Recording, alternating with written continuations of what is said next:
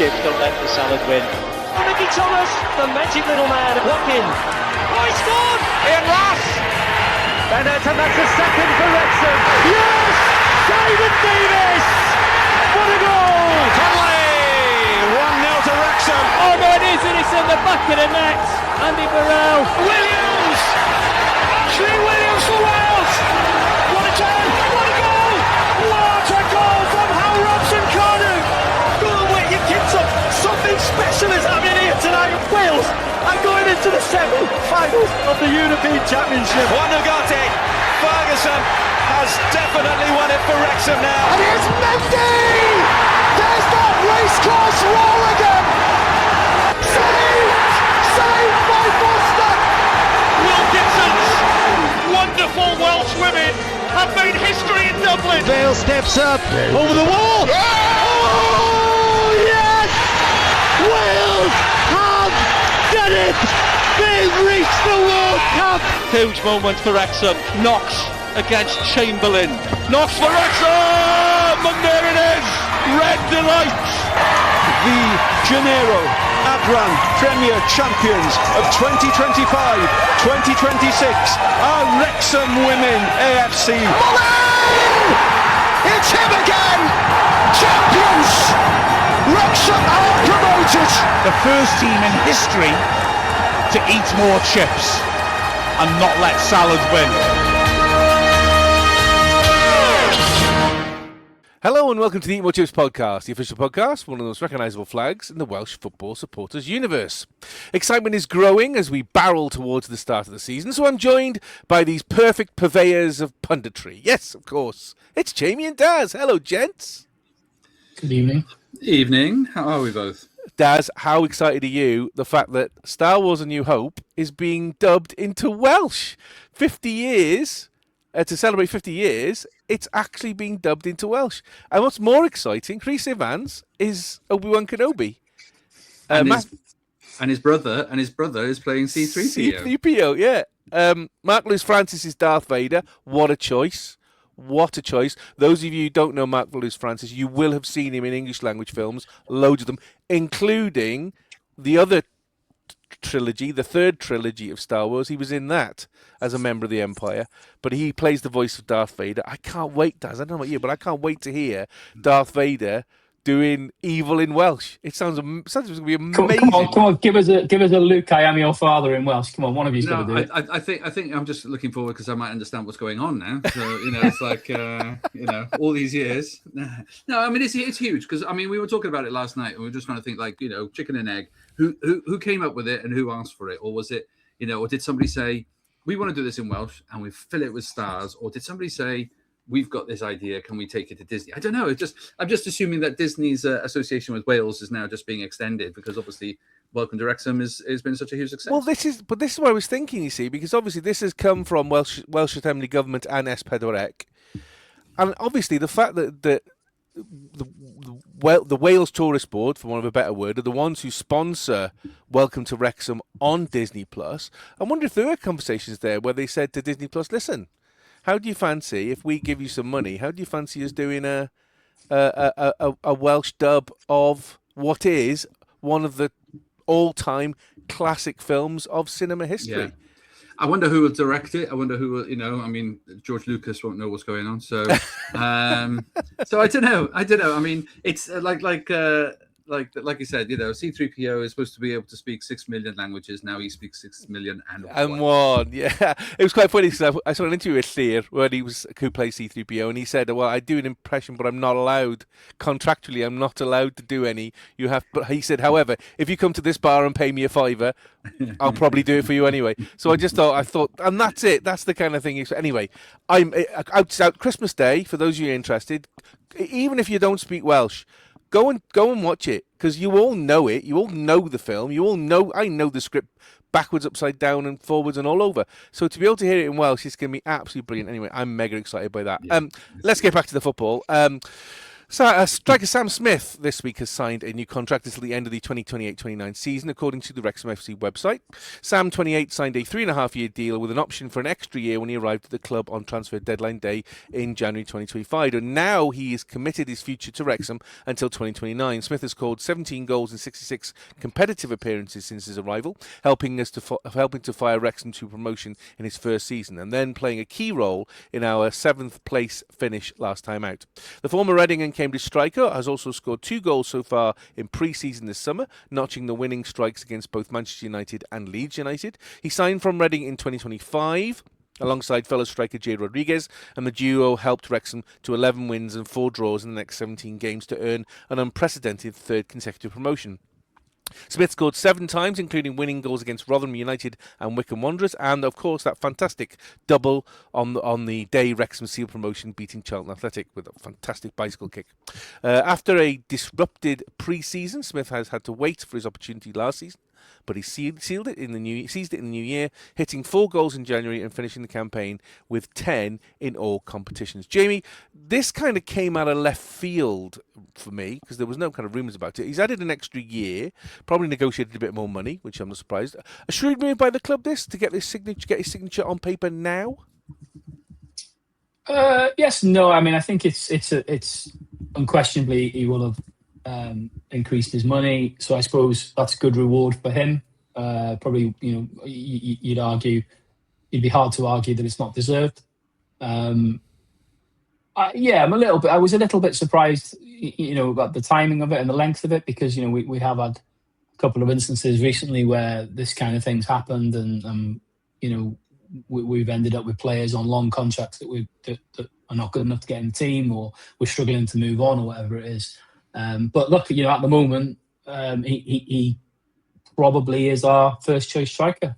He's probably ahead of Kiefer Moore. So on that basis, it does make sense. So yeah, I mean, like I say, financially, if he's been rewarded for his recent exploits, then well deserved. Daz, on that point, as we said last week, Wrexham have got quite a bloated squad at the moment, partly because the club tend to be over generous in offering long contracts to players then who, because of our success, aren't good enough for the level that we're moving to. Is it wise, do you think, that Wrexham have signed a player of Sam Smith's level until 2029, if the possibility is there that we might go up to the Premier League by that point? Yeah, well, I think you've been caught out only because you've had those promotions, but I don't think any given team in any given year will just assume they get that promotion. It's a tough feat to do, and the fact that to do it back to back to back is uniquely a problem that only Wrexham have ever had to experience. So I think you've been caught out by a very, very particular problem. I think whether or not you've got the expectations of getting to the Premier League, I think if you get to the Premier League, you've got a different problem on your hands anyway. So I think the fact that you've signed probably your informed, Jamie's right, your informed player, he is worth keeping hold of. You do not want to lose him then to, adjacent teams such as, fellow championship, hopefuls, or maybe a Premier League. I just can't see a Premier League team going to him and poaching him upwards. So I think it's probably just to make sure you back him. Don't be tempted to be turned away, have your head turned and go anywhere else. And I think even if you do get promotion, he'll be a decent bench warmer for the new players that you get in if you make that. But like I said, that's a new problem you've got to spend again next year if you make that level if you get promotion to the Premier League. Well, we're having conversations about every player on the books. Yeah, no, you're right. You're absolutely right.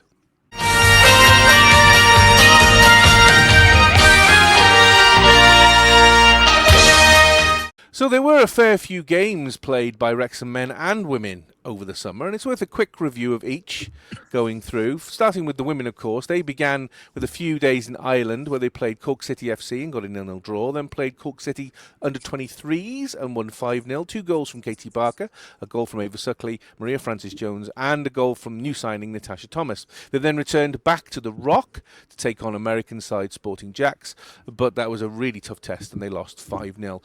Jamie, good start, obviously going to Ireland. I mean, Cork City, not the top side in Republic of Irish football. but a couple of good results, certainly to start the season, to get the rust off. The Sporting Jacks one was quite an eye opener. I went to that one. They were head and shoulders above Wrexham in the level of skill and fitness and everything else. True that they'd only been 10 days into their pre-season, but the levels were such different. I mean, was that a good lead up for the games to come, with the 2 European games to come, do you think? Or kind of, is it wise to get a spanking just before you go into competitive games? I'm sure they didn't plan the game and expected to get, beaten so comfortably. But I suppose there's an argument to say it's better to play against superior opposition because you're going to get more out of it. We know how strong the American ladies teams are because we saw that when they were on tour. Was it last year, the year before? When they went over to the States and that was a very much a harsh lesson, wasn't it? They were, Sporting Jacks were physically, technically, fitness levels just better. But I'm sure, Jenny would have still taken something out of the game. The trip to Ireland, opposition maybe not fantastic, but everything with pre-season is about minutes, isn't it? Minutes, fitness, and bonding. Getting the girls to be able to spend time together as a group, as a team, doing things off the pitch, as well. Whether it's playing bloody table tennis or whatever, it's a good bonding experience, isn't it? And that's going to help for the season. But no, I wasn't surprised by the Sporting Jacks result, but it was, it wasn't great preparation going into that Champions League game. Well, that game did lead quite nicely into the first round of qualifying of the Champions League, where Wrexham were host to the Kairos. Wednesday into the lights, so Wrexham play FC Punic. Starting lineup: Liz Craven in goal, Phoebe Davis, Jodie Bartle, Sarah Harvey at the back, Maria Francis-Jones and new signing Bella Reedford on the wings, Lily Jones, Josie Smith and Faye Knox in midfield, Katie Barker and Ava Suckley up front. Daz, a sprinkling of the new signings in there, but a lot of the kind of the backbone there with regards to the side we saw from last season. Considering that we'd signed new goalkeeper, new defender, new midfielder, new attacker, were you surprised that more of these new signings weren't in this starting 11? Not hugely surprising. I mean, I think you're absolutely right that you could understand if they had been put in, because your hope is you invest, you improve. These players, I guess, are in the team because they are deemed better than what we had before. That's the mentality. Well, I think from a starting 11, I think what it feels to me like there's a little bit of reward here for getting them to the Champions League. I do think you have to honour the fact that the team of last year is the one that did all the hard work. So if you're going to pick a team, it should have the system in place, the familiarity in place, and I think that's why you pick players that yes, there's some new starters, but that's because I think those positions were probably some of the weaker positions in the team anyway. Well, Jamie and I were both there. Fantastic night to have Champions League back. Punic took the lead following a poor clearance by Craven straight to the Punic player. Daz, goalkeeping error this one by Lizzie Craven. You can't really say anything else because she passed it straight to their attacker. But should the Wrexham defence have been a little bit sharper? Both. Yeah, totally both. I think it's one of those classic. The risks that a goalkeeper takes is when you're playing it out, you've got to make sure you lift it over that first man. And when Craven plays that pass, it's supposed to be lofted, and it's not, and it goes straight to the opponent player, who's very calm. Plays it and turns. The turn is great, and just a decent lofted ball. And you've only got to put it, so high. We talk about this. You've only got to put it so high to get it over somebody as short as Craven. And I don't think Craven's position at that point is much she can do about it. The damage was done in the pass. I think she could have run back a little bit. I think she could have prepared for the speculative shot. The defence, you're spot on. I think they were just stunned. I just think they were stunned by the error. And of course, you're not prepared. When you position yourself as a defensive line, you take positions that prepare yourself for the next phase of the ball coming back, not from behind you. And so they were not ready. But that's why you have to stay alert. And top flight teams like this will punish you. Well, Wrexham obviously went 1-0 down, but one thing we know about Wrexham is that they will always fight to draw the game level, and that's exactly what happened. They really started to up their game. Some fantastically skillful play from Faye Knox. Beats about 2 defenders in the box, then puts the ball across the box, down the byline for Katie Barker to slot in to go 1-1 and go 1-1 in the break. Jamie, Faye Knox was an absolute terror all this whole of this game, and this just shows what a valuable player she is, ghosting in through midfield, beating 2 or 3 players and putting in the perfect slide cross for Katie Barker to just jump on and just slot in.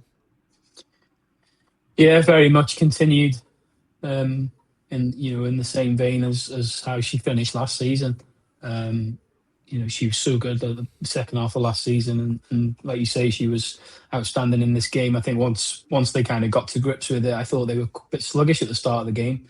Whether that was maybe nerves of the occasion or what, I don't know. But I think once they obviously got that wake up call, conceded that goal, they very much grew into the game. And Knox was it's a trait in a footballer that's a very, very difficult thing to defend against. Somebody who's got a low centre of gravity, quick with the ball at their feet. There's someone like Messi, for example. He's made a career out of it, and it's a very difficult thing to defend against. And she is very, very good at making the most of it. But an incredible weapon to have in our team and in our squad. And it was a great assist for that goal. Well, second half, Lily Jones came out and started it off with an absolute banger. She unleashed a brilliant cross, shot, don't know what you want to call it, left the keeper absolutely no chance to give Wrexham the league. I mean, Daz, cross, shot, which one was it for you?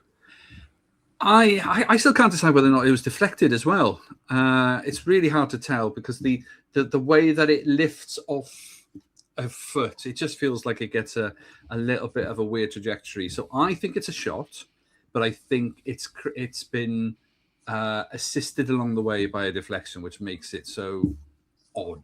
But I mean, she eyes are up and she looks up, and she sees the opportunity and she takes it. And fortune favors the brave in those moments, doesn't it? Definitely. Again, what a moment. Again, for somebody, because she is, she's from Wrexham, she's born and bred, supports the club in and out. She's been there since she was a little one.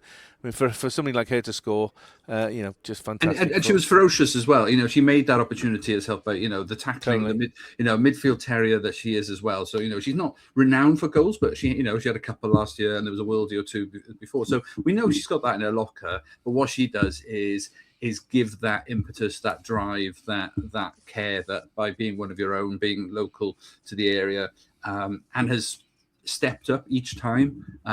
It's fantastic, and boy did she love it. Yep, absolutely. Well, Wrexham continued to press against Punic, and Ava Suckley then doubled the lead, showing her fight to power in an effort after a goal-mouth scramble. Jamie, some were saying it was a foul on the keeper, but the keeper for me didn't have the ball under control, and Ava had a perfect right to go in there and poach the ball from my side. I mean, how did you see it?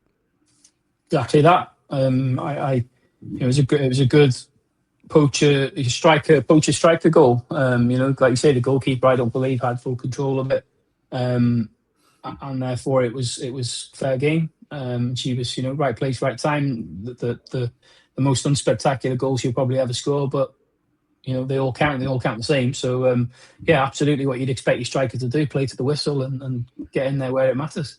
I think the defender gets more in the way, to be honest. I think, but I think we have to go back though to the turn that Lily Jones makes to make that, because it's her turn, leaves their defender standing, gets a timid shot, but it stung the palms of the goalkeeper, and that set up the goalmouth scramble. So yeah, I would give Lily some huge credit for that as well. Totally, yeah, no, completely agree on that one. Wrexham obviously were 3-1 up, and of course we're not going to do it easily. And the visitors hit back from the kick-off, from unleashing a fierce effort from distance, of which Craven had no chance. It sailed over and into the top corner. I mean, Daz, we've said it before, haven't we, about this optimum area. Again, these strikers know that if you can put it in that top third, particularly with the fact is that, as you identified earlier, Lizzie has a tendency to stay off her line, which means that if you can chip her, you've got a much better chance of getting it over and having a bigger target area. I mean, is this something that really the goalkeeping team need to look at with regards to Lizzie and say, listen, if they're coming at you, you need to pick your moment to go forward and close the angle, but also you need to understand that if they've got space and time, which this player had, they're going to try and chip you, so you need to try and at least retreat a bit so you've got a chance. It's a horrible position to be in, though, isn't it? Because there are many times when people get credited for being, your starting position is good. Now, what starting position is good to me is, on the edge of your box half the time, so that you're already closer to the action. So if the ball comes loose, if there's a long ball over the top, you can react quickly. I think, again, it was a mistake in defensive midfield, caught with the ball, suddenly... I think what a Wrexham attack was all set up to do suddenly wasn't ready for being back in defence. And I think that's what they need to work on, is that transition from losing the ball to gaining the ball needs to be quicker but more organised. And yes, maybe that does involve goalkeeper taking a few more steps further back. I think her footwork does need a little bit of work, that you just assume that there's going to be some potential...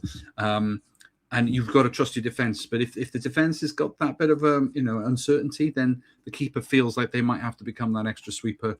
It's inevitable. You see it all the time in men's game, women's games. Because the way goalkeepers play as that extra last sweeper, they need to be closer to the action. Leaves you vulnerable. But I think Lizzie Craven's height is the one thing. Also her footwork. If she gets back quicker and get a bit more spring, might have just got to it, but. Because it does take a good shot at the ultimately. Oh yeah. If you're then beaten by that kind of goal, well done. Well done midfielder, well done striker. Whoever takes the shot, you've earned it. But when you're leaving that much of a target, it does invite it. So you're right. Some conversations needed. I don't think it's all aimed at the goalkeeper. Shock horror, Daz in favour of the goalkeeper. You've heard it here first, everybody, for the first time this year. New signing Tasha Thomas came on and made almost an immediate impact in the 15 minutes that she was on. Hit an absolute thunderbolt that I think the crossbar is still shaking to this day, because it hit the crossbar, went down, just didn't quite go over the line. But what a goal that would have been for an opening goal in this tie. But she still managed to seal the deal in the 90th minute, wrong footing both her markers in the box, and I thought she lost it, she fell over, but shows the determination. She gets up and beats the keeper to give Wrexham a well-earned 4-2 victory. I mean, Jamie, what a strike that rocket was. I thought it was in. I really thought that was in, and what a goal that would have been. We all did. Thunder bastard is the appropriate terminology for it. Yeah, I mean, she if she stays fit, she is going to terrorise the Adran Premier this year. Because I don't think I've seen another striker play in the Welsh League like her. Physically, just a monster. So powerful, and that goal that she scored was proof of it. So yeah, it'd be fascinating to see if she stays fit. If you think you're going to potentially have Katie Barker playing off her and her up top as like a number 9. Yeah, that's a frightening prospect that is for the teams. This season. But yeah, it was a goal, a deserved goal for her persistence. Just making sure she was scoring. That was it. No matter what the defender or the goalkeeper did, she was scoring that goal. And yeah, it was great to see it get it in particularly after rattling the bar like she did. Daz, you mentioned her last week about you'd seen her during the highlights, and you said how impressed you were. I mean, I think for me, the way she scored that goal, she had 2 defenders on her. She shielded the ball, then tried to dribble.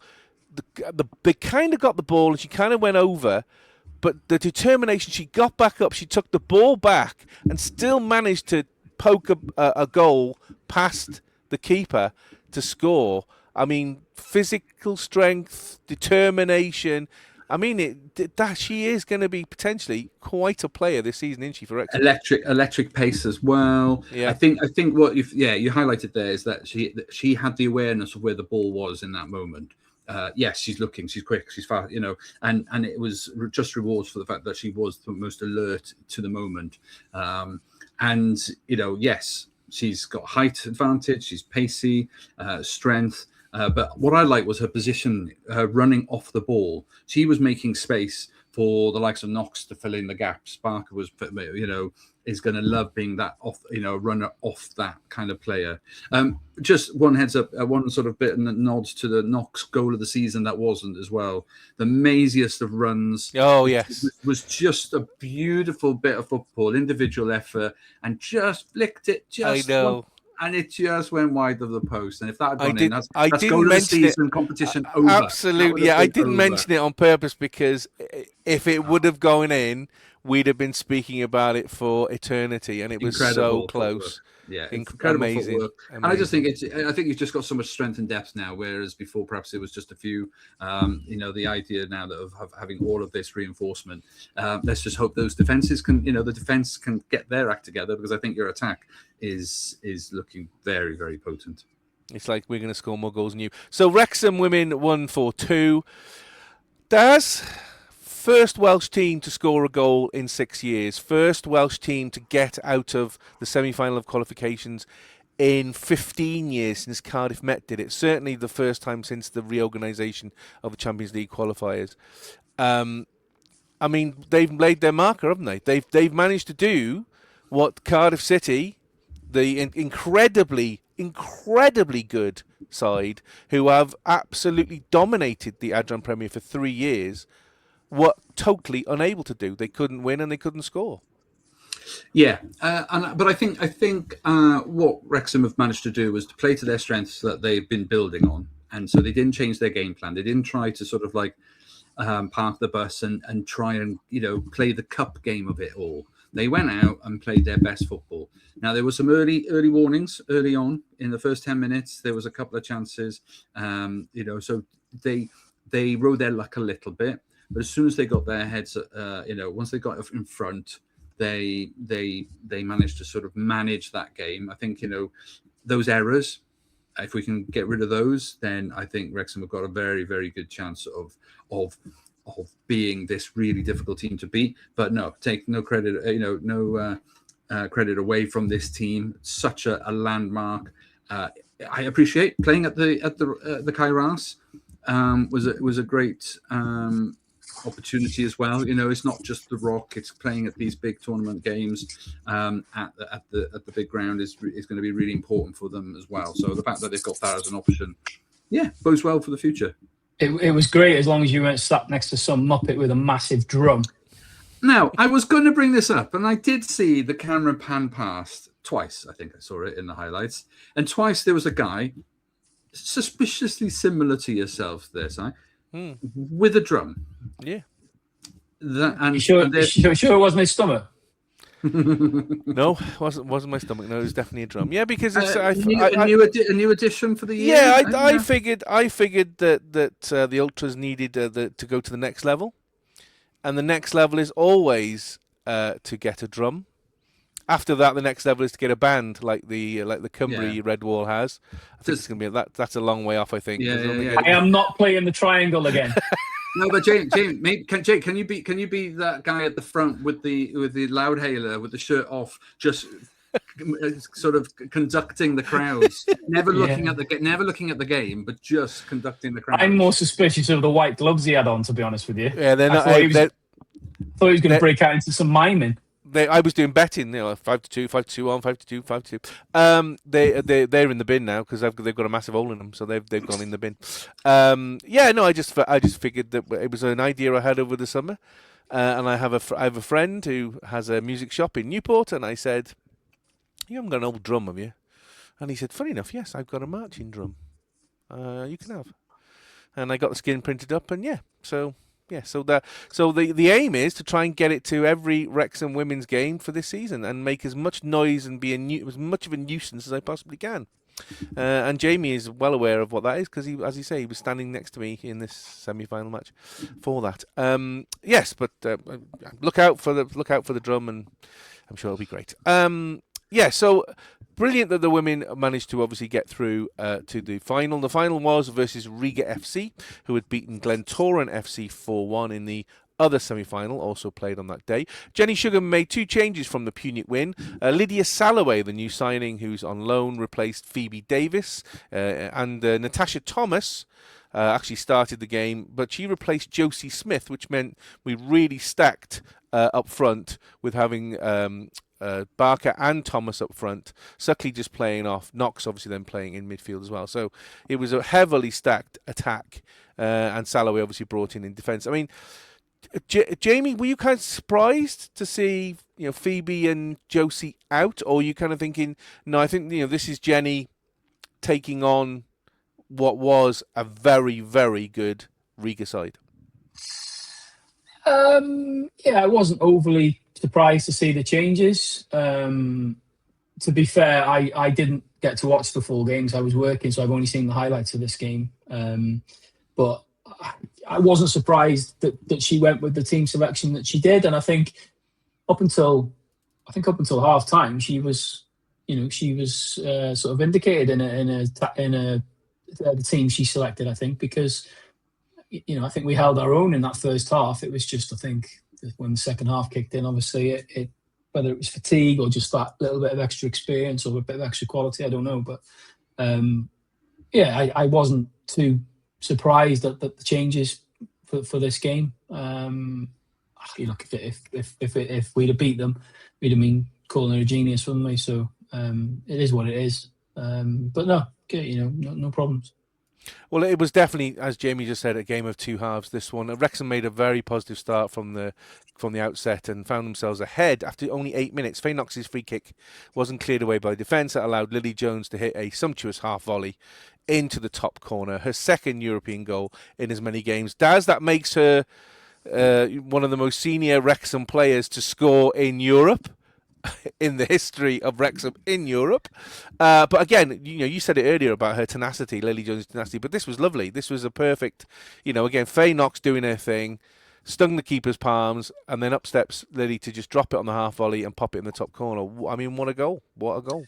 Yeah, I think that was epitomizes sort of calm, deliberate, sort of focused, approach. Because obviously, it's a lofted ball in. The defense doesn't deal with it.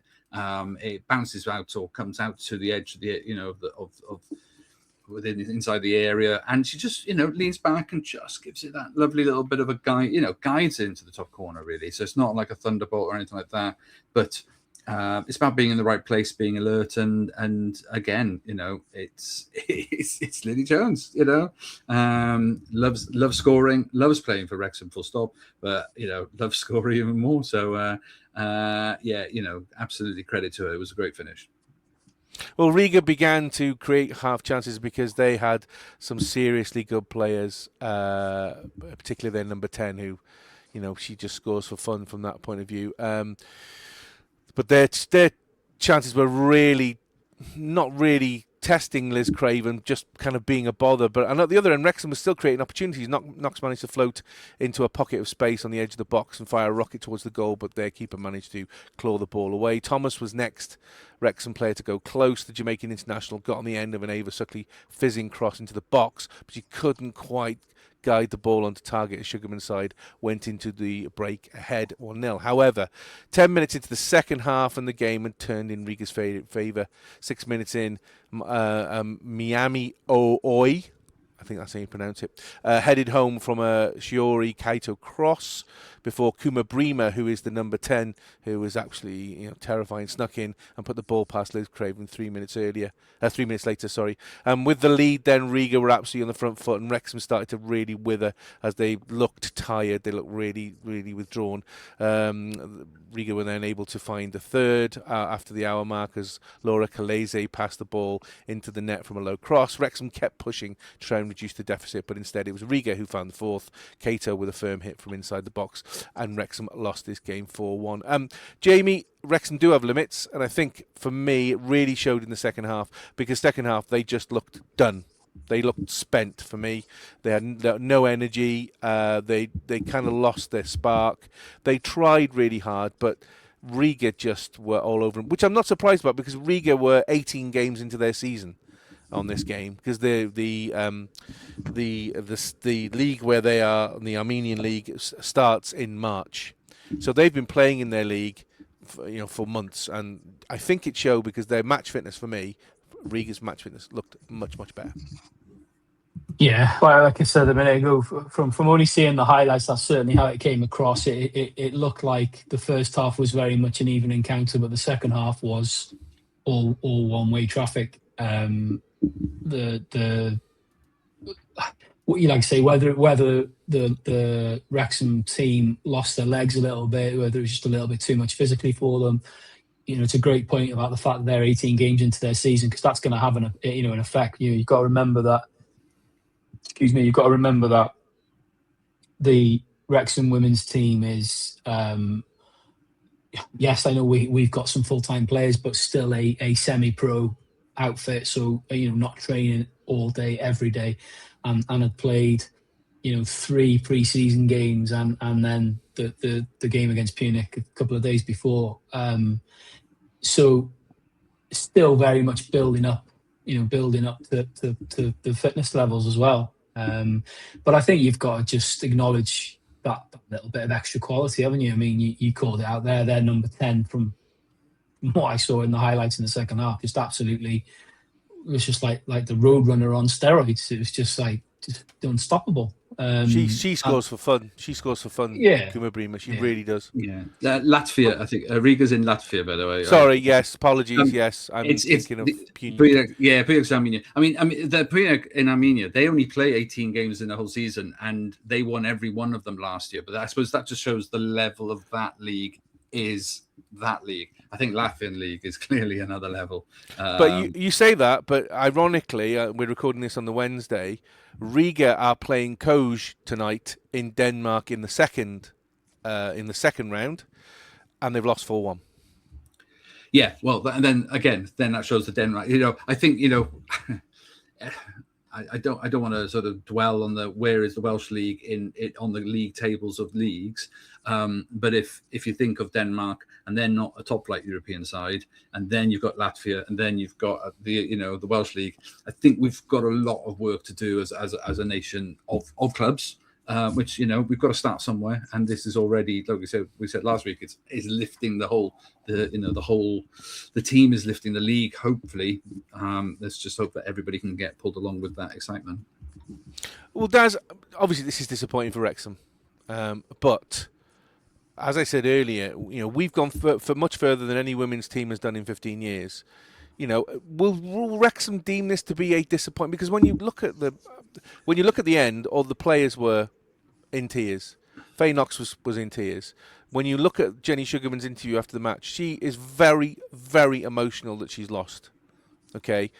Now, I was delighted the fact that we got that far, because we got further than anybody else.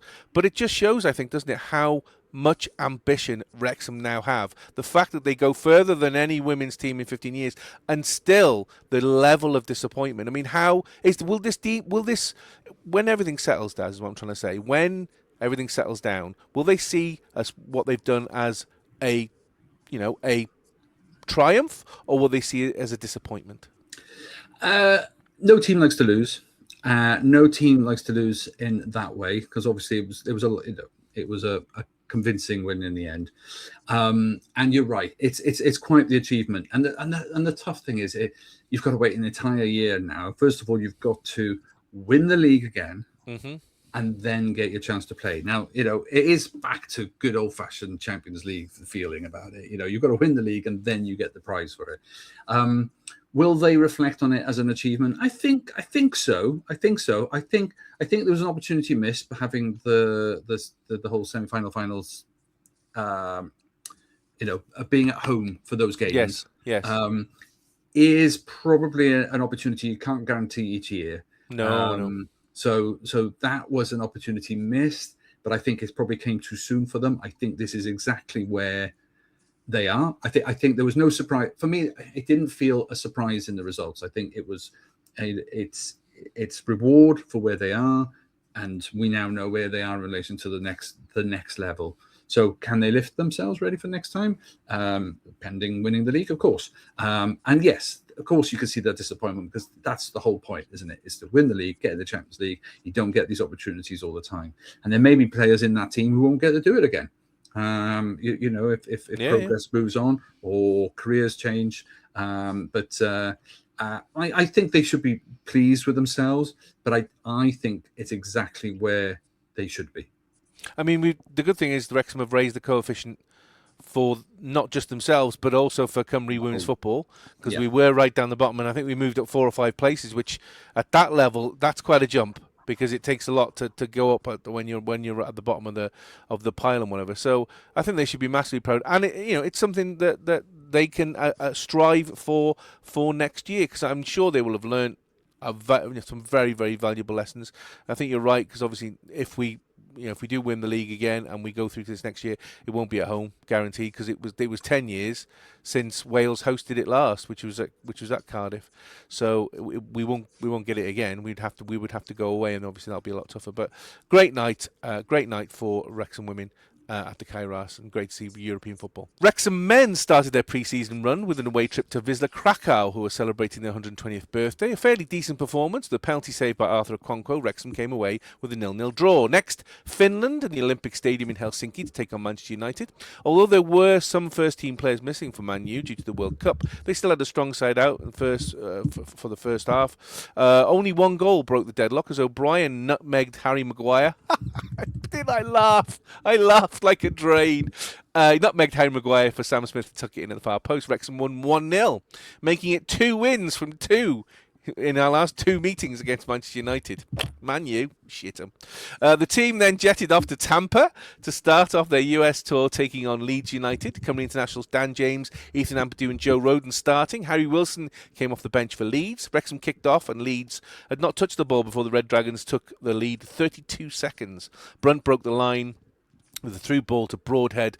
The Broadhead then released Thomason, who charged forward and fed more for the striker to finish low across the goal with his left foot. Leeds could have levelled when Okonkwo brought down Dan James in the area, but Piro's left-footed penalty hit the inside of the post, albeit Okonkwo had gone the right way.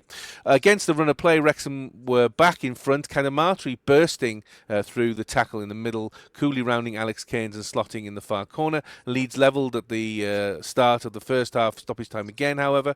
Aaron James did well to block Callum Mills' shot in the area, but Longstaff calmly lifted the rebound into the corner beyond Okonkwo's dive. There was little to report until Wrexham made their remaining changes on the hour, including a first appearance of the pre-season for goalkeeper Callum Burton. Dan Scarr and Callum Doyle joined Cleworth in defence, while Ollie Rathbone and Harry Ashfield came on in central midfield. Ryan Barnett came onto attacking midfield, with Davis Keeler-Dunn playing behind Sam Smith. Smith gave Wrexham the lead for the 3rd time in the 85th minute, showing a great burst of pace to run onto Keeler-Dunn's pass before jinking right and left and coolly sliding the ball in left-footed and making it 3-2 to Wrexham over Leeds. Jamie, I'll get your take on the whole pre-season in a second.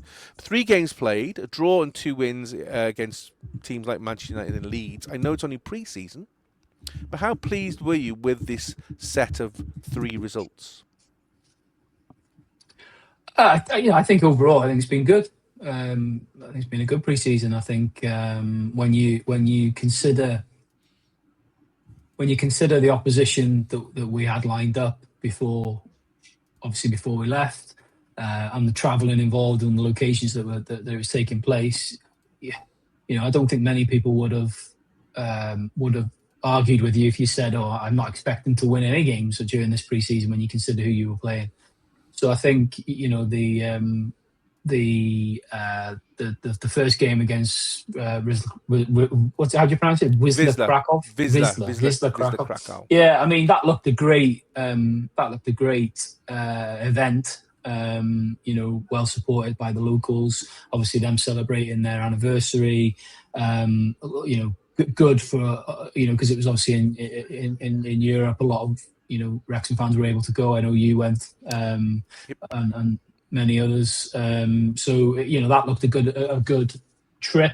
Not the greatest of games, I don't think, but to come away with a draw and not lose the game for a first pre-season game was great. Like you say, a highlight for us probably after saving that penalty.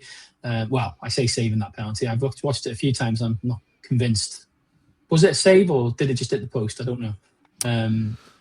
I don't know. But it was still 0-0. We didn't lose. That was the most important thing. And then obviously on to Helsinki, and I think that again very much a game of two halves. The first half, I think, you have to acknowledge the fact that it was Man United's first pre-season game. A lot of their players not even back in training for a few days.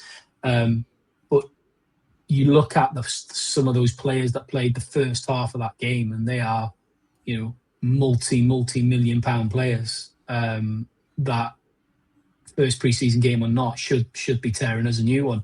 And I thought we more than matched them in that first half. The second half was a little bit of a squib, to be fair, because obviously they brought on a lot of their youth team. Don't get me wrong, there was some quality players in there. That Ari Mas being one in particular. I think that we saw him for Sheffield Wednesday. Last season, and there's rumours about the fact that he's available and stuff, and I would love to sign someone like that. I thought he's a quality player. But no, at the end of the day, the record books will show we beat Man United 1-0, and that's all that matters. And then, like I say, onto the States, it looked another incredible tour. I'd love to try and get out for a game or in the States, because the North American fans in particular just seem to have embraced it like you would never, we would never have believed. Obviously that first game was against Leeds was the pick by a country mile. It was a really good game, to be fair. It was actually a really, really good game to watch, considering it was a pre-season game. Again, Leeds with a mixture of youth players, but very much some of their first team players in, and that showed at times. The quality shone through, but we went toe to toe with them, and over the course of the game, to come away with a victory again is another significant sort of feather in the cap. Premier League opposition at the end of the day, and then obviously the last two games, the Liverpool game. Again, from hang on, whoa. Oh, cool your jets there, kidder. We haven't done those bits yet. Just those three is what. Yeah, I know. You're to be honest with you, you waffle on that much. I just turned off, so I just thought you'd covered them all. I just thought you'd covered them all. Charming. Daz, I just wanted to get your take on those three. I mean, I was quite surprised, to be honest. I know there's the big asterisk. It's pre-season. It doesn't mean anything. It's not competitive. If it was competitive, it would be completely different. I get that. But still, we took on, two Premier League teams and a team who had just won promotion to the top Polish league, and we drew 0-0 and spoiled their party. We beat Man U 1-0, which was fantastic, and we beat Cymru Reserves 3-2, which was even more fantastic. So, I mean, were you as surprised as I was that Wrexham actually managed to get three very, very positive results? No, surprised. No, I think I was. I think the Man U one was predictable, because I think they were obviously missing a lot of their international players from World Cup duties and things like that. So it all makes a difference. But actually, they did feel a decent side. But I think you were organised, and I think that actually it wasn't a surprise, because you were just disciplined. The Leeds one was really entertaining. I mean, obviously there was lots of goals, there were lots of opportunities. There was a little bit of niggle in there as well. So. And to have half their squad, eligible for Welsh citizens, Welsh citizenship, but there's probably more Welsh players in the Leeds side than there were in the Wrexham side. I was going to say, when you had the Wrexham ones as well, we pretty much had a starting 11, currently starting 11 on the pitch. Yeah, no, it was a great result. I think that just showed the positivity and the potential, but I think it also highlighted, the against a good side. That game just shows where Wrexham's maybe naive in places, and so just needs something to work on moving forward into the new season. So according to the Wrexham AFC website, Wrexham's second match in the US tour and the fourth of the pre-season, Wrexham in their brand new red home kit had Matty James lead them out as captain at the iconic Bronx Stadium versus Liverpool FC. Goalkeeper Danny Ward started against his former team. Zach Viner, Dan Scarr, Callum Doyle were the back three. Ryan Longman and George Thomason started as wing-backs, while Matty James, Lewis O'Brien played in the middle. Ollie Rathbone, Davis Keeler-Dunn were behind striker Sam Smith. Harry Ashfield replaced Rathbone at half-time. The 63rd minute marked signalled changes for both teams, with Wrexham changing the remainder of their starting lineup. Callum Burton replaced Ward in goal, playing behind Max Cleworth, Dom Hyam and Lewis Brunt. Aaron James made a trio of academy graduates on the pitch, playing at right wing-back with Libby Kakachi on the left. George Dobson joined Ashfield in midfield, while Nathan Broadhead, Bailey Kalamatri and Kiefer Moore completed the lineup in all the changes. It was England international Ngoma who made the breakthrough for Liverpool on 75 minutes, the only breakthrough of the game. In fact, Liverpool substitute darted inside and his right-footed shot looped off Brunt's heel and up and over Burton to make it 1-0. Brunt went close to an equaliser on 79 minutes, meeting Dobson's cross at the back post 6 yards out, but he headed just over under pressure from Curtis Jones. Kakachi crossed low for Moore on the 88th minute, but the ball ever so slightly behind him, the company striker, it says here shot over with his left foot, but I'm going to say ballooned over with his left foot because he missed it by a country mile. And the score remained 1-0 to Liverpool. Daz, disappointing, to be honest with you, because, yes, it's Liverpool, yes, it's pre-season, got to add all that in, but I really thought at times we really matched Liverpool. However, you could see that there is that level of class that Liverpool have, although it was a deflected goal that was the only thing the difference. Being a Liverpool fan, you see Liverpool much more than I do. What was your take on this game? Right. I mean, it wasn't the Liverpool side that play week in, week out. I mean, apart from the two Hungarians, I mean, literally everybody was like 16, 15, maybe even 11, one of them. I don't know. They looked particularly young. I mean, yes, there was some really nice to see Kumas, who's been out on loan. And so from a Cymru perspective, it's nice to have him back in the fold and see him really do well. Some really, really good runs through.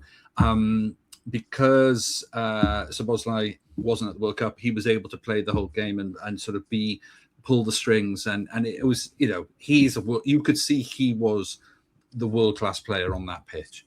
Kirkes was there as well. Mamardashvili is a decent goalkeeper, but it's not your first team. Now, that said, yes, a lot of potential. You're not a Liverpool squad player, and you're certainly not a youth player at Liverpool unless you're half decent.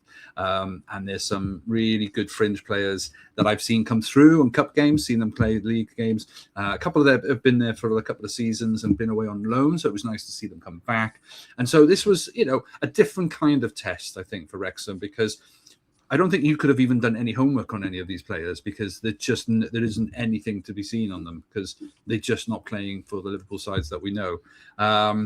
Possession, you know what Liverpool's all about in possession, so it was a good test for Wrexham to be able to play against a team that was something like 60-40. It's normally a little bit more for a Liverpool side, so I think again that just showed that little bit of drop of quality. And we've got no defenders at the moment in any level. We're all out. It seems that way. When Virgil comes back from the World Cup holidays, he's going to come back and literally be the last man standing going, where has everybody else gone? Whether it's Ibu going off to Real Madrid, whether it's Joe Gomez injured again, or there's literally nobody left. So we've got to do some serious buying in the transfer window, or we're going to be trusting these youngsters. And that was the interesting for me to see, was watching Wrexham take on these quite inexperienced midfielders, central defenders, and there was a good chemistry between them. I mean, they kept Wrexham out. Absolutely. I mean, for the whole, they were organised. There was a little bit of naivety in a couple of places where you just think the communication wasn't there. So yeah, a good test for Wrexham, but I wouldn't say it was a very telling one about your level against the Premiership side. There was probably few.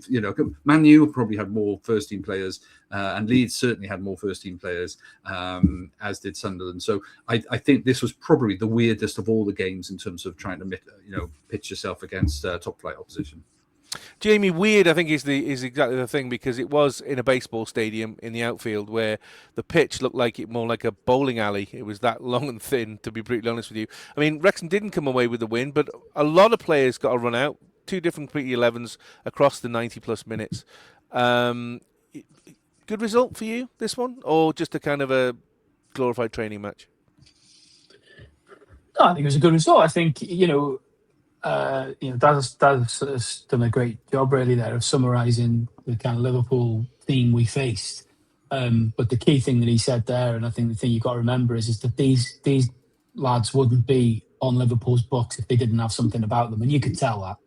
Some of the quality, the speed, both with and without the ball, that some of those Liverpool players who I and we have never heard of was next level, and that's what you're at. That's a level you're trying to get to as a football club, isn't it? Liverpool are one of the biggest clubs in the world, and will attract youth players of an unbelievable caliber. So I don't think we should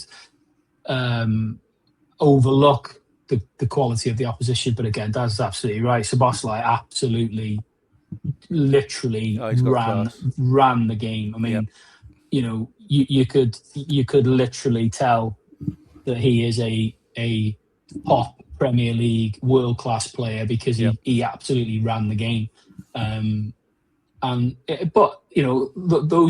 That being said, I thought we acquitted ourselves quite well. It wasn't a spectacular game. It certainly didn't have the excitement of the Leeds game. But I think again, it's that whole thing of it's minutes in the legs, isn't it? It was a great experience, I think, for players, for staff, and for fans. It must have been an unbelievable experience to play that and watch the game. Wrexham play at Yankee Stadium is unbelievable. Like you say, the pitch looked odd. It was it looked very small, it looked a very odd shape, and it did look out of place, but it was always going to, I suppose, in a baseball stadium. But no, I think Wrexham will have still learnt things from that game because of the players that they were playing against. Yes, it wasn't nowhere near Liverpool's first team by a country mile, but it was a good test against good players, and at times like I say, the speed and the pace in which those Liverpool players moved the ball was just frightening. And obviously, it's a bit disappointing that the goal was a deflected goal in the end. But it is what it is. And like I say, I'm not going to get too disheartened about the result. I think the one highlight for us was, you called it out there, was Keeper's miss. That shines a little bit of a spotlight on something which we've been talking about all summer, on and off pod, which is this suggestion that we need a top draw striker, and that's probably a great example of why we probably are looking for one, because you can't, you've got to be putting chances like that away. Absolutely. So, but yeah, a great event, I think. And I've spoke to a couple of people who went and who were there, and like I say, I would have loved to have been there for that. So, but yeah, not too disappointed with the result. Well, Wrexham's US tour ended with a narrow defeat to Sunderland at Philadelphia Subaru Park as Wrexham wrapped up their pre-season preparations in co-chairman Rob Mack's home city, according to the Wrexham AFC website. Rob Mack was in attendance for Wrexham's second visit to the stadium. The Red Dragons had faced Philadelphia Union 2 on the same stage in 2023. New signing Danny Imre started for Wrexham for the first time. Arthur Okonkwo is back between the sticks. Hopefully that stops all the nonsense about him going anywhere, because we might as well just stay. But I'll ask you about that in a second, Jamie. Zach Viner, Danskar, Callum Doyle formed the back three. Matty James, George Thomason were paired in central midfield. Libby Kache played as left wing back. Bailey Cadamartri, Nathan Broadhead and Kiefer Moore completed the side. There were encouraging early signs for Wrexham as Cadamartri and Imre linked well. But Wrexham, despite forcing some corners, didn't really trouble Robin Royce at all. Sunderland took the lead on 34 minutes. A good team move. Brobbey turned Trey Hume's pass into Mukelele's path, who fired in from a tight angle. I mean, Daz, I just want to interrupt here. Some people are saying Okonkwo should have done better because it went through his legs. Others are saying, no, he's just skillful. That's what Premier League attackers do. You know, they'll find the gap, and it's in the difficult place where it's difficult for the goalkeeper to actually do anything about. Was Okonkwo culpable for this one, or are you kind of thinking not against that opposition? It happens all the time in the Premier League. Yeah, and for big men, it's hard. It's hard to get, keeping it low. That's why you're always told as a striker, keep it low. When you see goalkeepers, they make themselves big because they don't want to go, top corners and lifted and lofted. But when it's that close and it drilled that precisely, you can see some of the best the Allisons of this world, whatever. The ball will go through their legs from time to time. If the striker's that good and the aim is spot on, it happens. Yes, you could react, try and close his legs, but then that makes him unbalanced. Wide footing means that if the ball goes to the sides, you've got more chance. It basically puts the pressure back on, like we said earlier, on a good strike. If the strike is good, then it's a good finish. But you don't want to make it easy. So he's done his best. So yeah, unfortunate. It doesn't look. It's more. I think it's more on defence. That one really should have closed that down a bit more because too much time. You can't give a Premier League striker like that much time because they will absolutely rip you apart. Wrexham thought they had levelled on 38 minutes when Broadhead tapped in from close range after Moore's shot from Imre's low cross, deflected into his path, but he was deemed offside. James and Canamatri were replaced half-time by Ollie Rathbone and George Dobson just after the hour mark. Wrexham introduced Lewis O'Brien, Ryan Longman and Sam Smith for Kakachi, Imre and Moore. Wrexham then used the hydration break to introduce Davis Keeler-Dunn for Broadhead. Okonkwo went up for the late corner, which really made me laugh, as Wrexham threw everything to get a leveller, but unfortunately Wrexham couldn't find the equaliser and lost this game 1-0. Again, Jamie, a close 1-0 loss against a very, very good Sunderland side. Imre, I liked him. From what I saw, I thought it was good. It was a good first run out for his 60-plus minutes. Excited for the new kind of Kabore replacement and permanent fix on that right side? Yeah, I think, like I say, it's difficult, isn't it? Because you can't formulate an accurate opinion after a 60-minute appearance. But from what we saw in those 60 minutes, I think, yes, excited is a good way of putting it. I think he's got a lot of pace. I think he will offer us a lot going forward. But he also looked accomplished defensively as well. I know he nearly got caught out in that first half, but I think he had the pace and the awareness to get back and just do enough to put the lad off his shot. But yeah, definite potential, and someone I'm excited to see this season. Let's just hope he can stay fit. I mean, whether we saw there our first choice right and left wing backs start that game for the first time, who knows? Maybe Thomas will have something to say about that. But yeah, I thought he was pretty decent. I mean, just to go back to the goal as well. Yes, defensively it was poor, but you do have to tip your hat to the quality of their number 9. That Brian Brobby is just next level. We're not going to come up against strikers like that in the Championship. I hope not. He's just come back from the World Cup having scored 2 goals. He maybe what we saw there with him against Hyam is the reason why we keep constantly getting linked to a new centre back, because maybe Parky doesn't think that we have got enough strength in there. It was very similar to when we played Southampton at home last year, and that Kyle Larin played against Dom Hyam, and again, very, very physical number 9, and he really struggled. But yeah, that was a lovely goal. Poor defensively, and Arthur will be disappointed, but it was a quality goal. Very, very fast the way they moved it, and then it was a lovely finish. But yeah, overall, again, not overly disappointed with the result. We've lost by a single goal to a Premier League team. And that's, we've got to try and pick the positives out of it. Well, Jamie, some good performances, some not so good. Didn't see Ben Sheaf, didn't see Josh Windass at all for the whole of the pre-season. constant questioning if Arthur Okonkwo is going to be staying as number one, or are we getting a new keeper? Imre obviously starting on the right wing. We've heard, which we'll talk about in a second, we've got a brand new midfielder as well. I mean, what are your general thoughts on the 2026 pre-season with regards to Wrexham's preparation ready for this opening fixture in the League Cup on Friday? I think the pre-season as a whole has been good overall. When you look at it across all the games, some good results, some good passages of play, some winners and losers from the existing squad. I think the only disappointment for me is if you think about it, with the exception of Imre, you could argue that we've kind of finished. I know he's going to technically use the Carabou Cup game as a pre-season game, which I'm not sure I necessarily agree with. But if you take pre-season as being done, if you look at the team that we played in that last game, you'd like to think that the team that you see there is pretty close to what you're going to start the season with. And you could argue and say that team that we started the game with against Sunderland was weaker than what we finished last season with. Like you say, no Windass, no Sheaf. Look,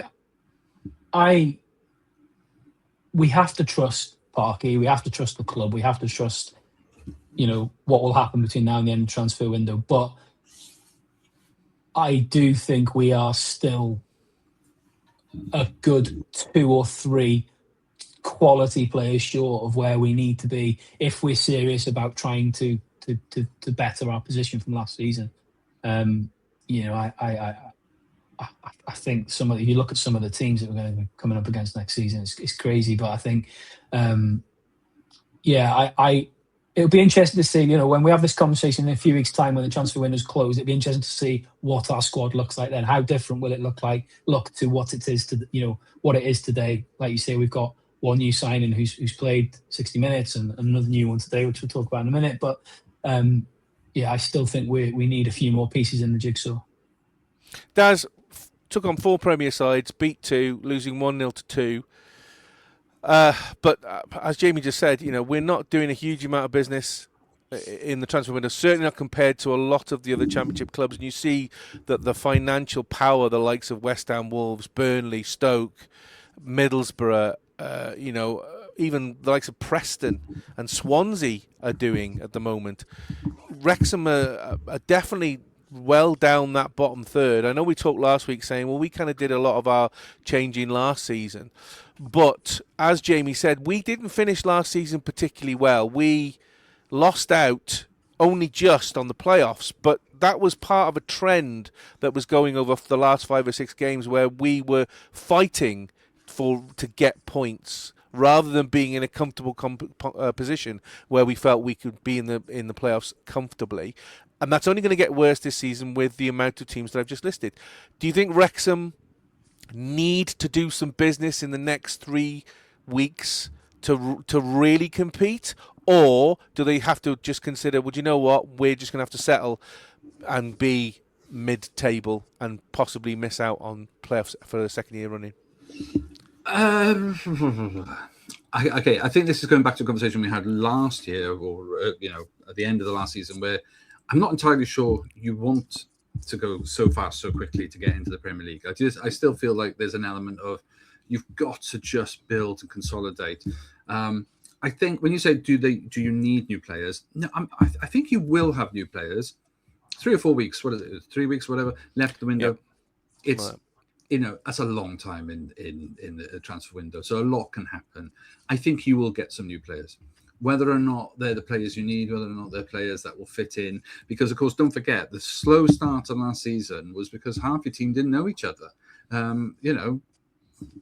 Your own, the documentary, your own ownership didn't know half the players. That's right. They commentated on the fact that I just don't know anybody in this team anymore. And that's because there were so many new players. Now, not all of them have made the step up or the adjustment from joining to where you were, even when you were firing last year. Not all the players seem to fit, so there could still be some room for manoeuvre. and we talked last week again about the couple of players that haven't made it and are surprisingly disappointing. Whatever, I just think there's an element of consolidation that's needed at the club, but players want to win. You are going to entice players because they want to win. They feel that Wrexham has a mentality and a habit of winning and getting promotions, and so I think you will draw some new players. I think you will get. The problem is you've got these price tags now that whenever Wrexham comes knocking, it's the same as the Cities, Liverpools, and what have you. As soon as one of those clubs, and you're the equivalent, and whether or not Birmingham was or Southampton or anybody, but whenever a club is at that level within their league, as soon as you look for a player, the price tag just goes up immediately because I think, Jamie, you called it last year something like Wrexham tax or something like that. It's inevitable. It's inevitable. So you are either going to have to make some bold decisions and pay over the odds, or wait until those bargains. Now, the waiting game is a lot harder to do. But we know Parky can do it, though. He's got nerves of steel. Whether or not Sean or anybody else at the club it feels that way is probably yet to be seen. But I just feel that you will get some new players, but I don't think you need a huge amount of new players unless they are absolutely definitely going to go for that promotion spot. And I think that would be a bold move, and in which case you need a lot of players. I mean, Jamie, it's all right bringing these players in, but we've got to make space. We signed Ben Whiteman today. That's another player to add to the roster. Already we are 32, 33 players that we need to whittle down to 26. I mean, how are we going to start getting players out of the door? Because at the moment there just doesn't seem to be any opportunity either to sell players that we no longer feel fit where Wrexham want to be, or get players out on loan. It just seems to be a very, very slow grind at the moment. Like I say, I think it's a conversation we probably need to have at the end of the transfer window to see where we end up, both incomings and outgoings. Like you say, as things stand at the minute, even if we don't bring another player in and we don't see another player go out, we're going to end up with several big, highly paid, reasonably big names who won't even get registered in the squad if things stay as they are. Mm. So you've got to assume that there is a lot going on behind the scenes. I think the only, disappointment is maybe not the right word. The only sort of slightly frustrating thing from my point of view, and it's easy for me to say it on the outside looking in. I don't know the intricacies of all these things, is the fact that we are going to start the season probably as we are. We when I say start the season, I'm talking about the Cardiff game. You never know, we might bring somebody else in before that game. I don't know, but whilst I would expect to get to the end of the transfer window and to see a couple more incomings and some more outgoings, yes. But the only slightly frustrating thing is that we are again looking like it's going to be another one of those last minute of the deadline again, which is just something that we seem to do. Now, whether that's a deliberate thing, whether we do it deliberately, whether I don't know, but it's a little bit frustrating when you see a lot of our competition have got a lot of, if not all of their business done early. So these players have had time to spend with the rest of the team, with the rest of the squad during pre-season. They're going to be able to hit the ground running. Whereas from our point of view, if we do bring in another, say, 2 or 3 players, you've got to try and then integrate them when the season's started. And that, potentially causes its own problems. But look, like I say, let's put some balance on it. We are still talking about Wrexham in the Championship here. And I think, we've got to trust Parky and then everybody involved at the football club with transfer activity, and trust whatever they're doing behind the scenes. And let's have the conversation at the end of the transfer window. But yeah, I agree with you that there surely has to be some more outgoings, because otherwise you're going to end up with a very, very expensive reserve team that's not even registered to play in the league. So yeah.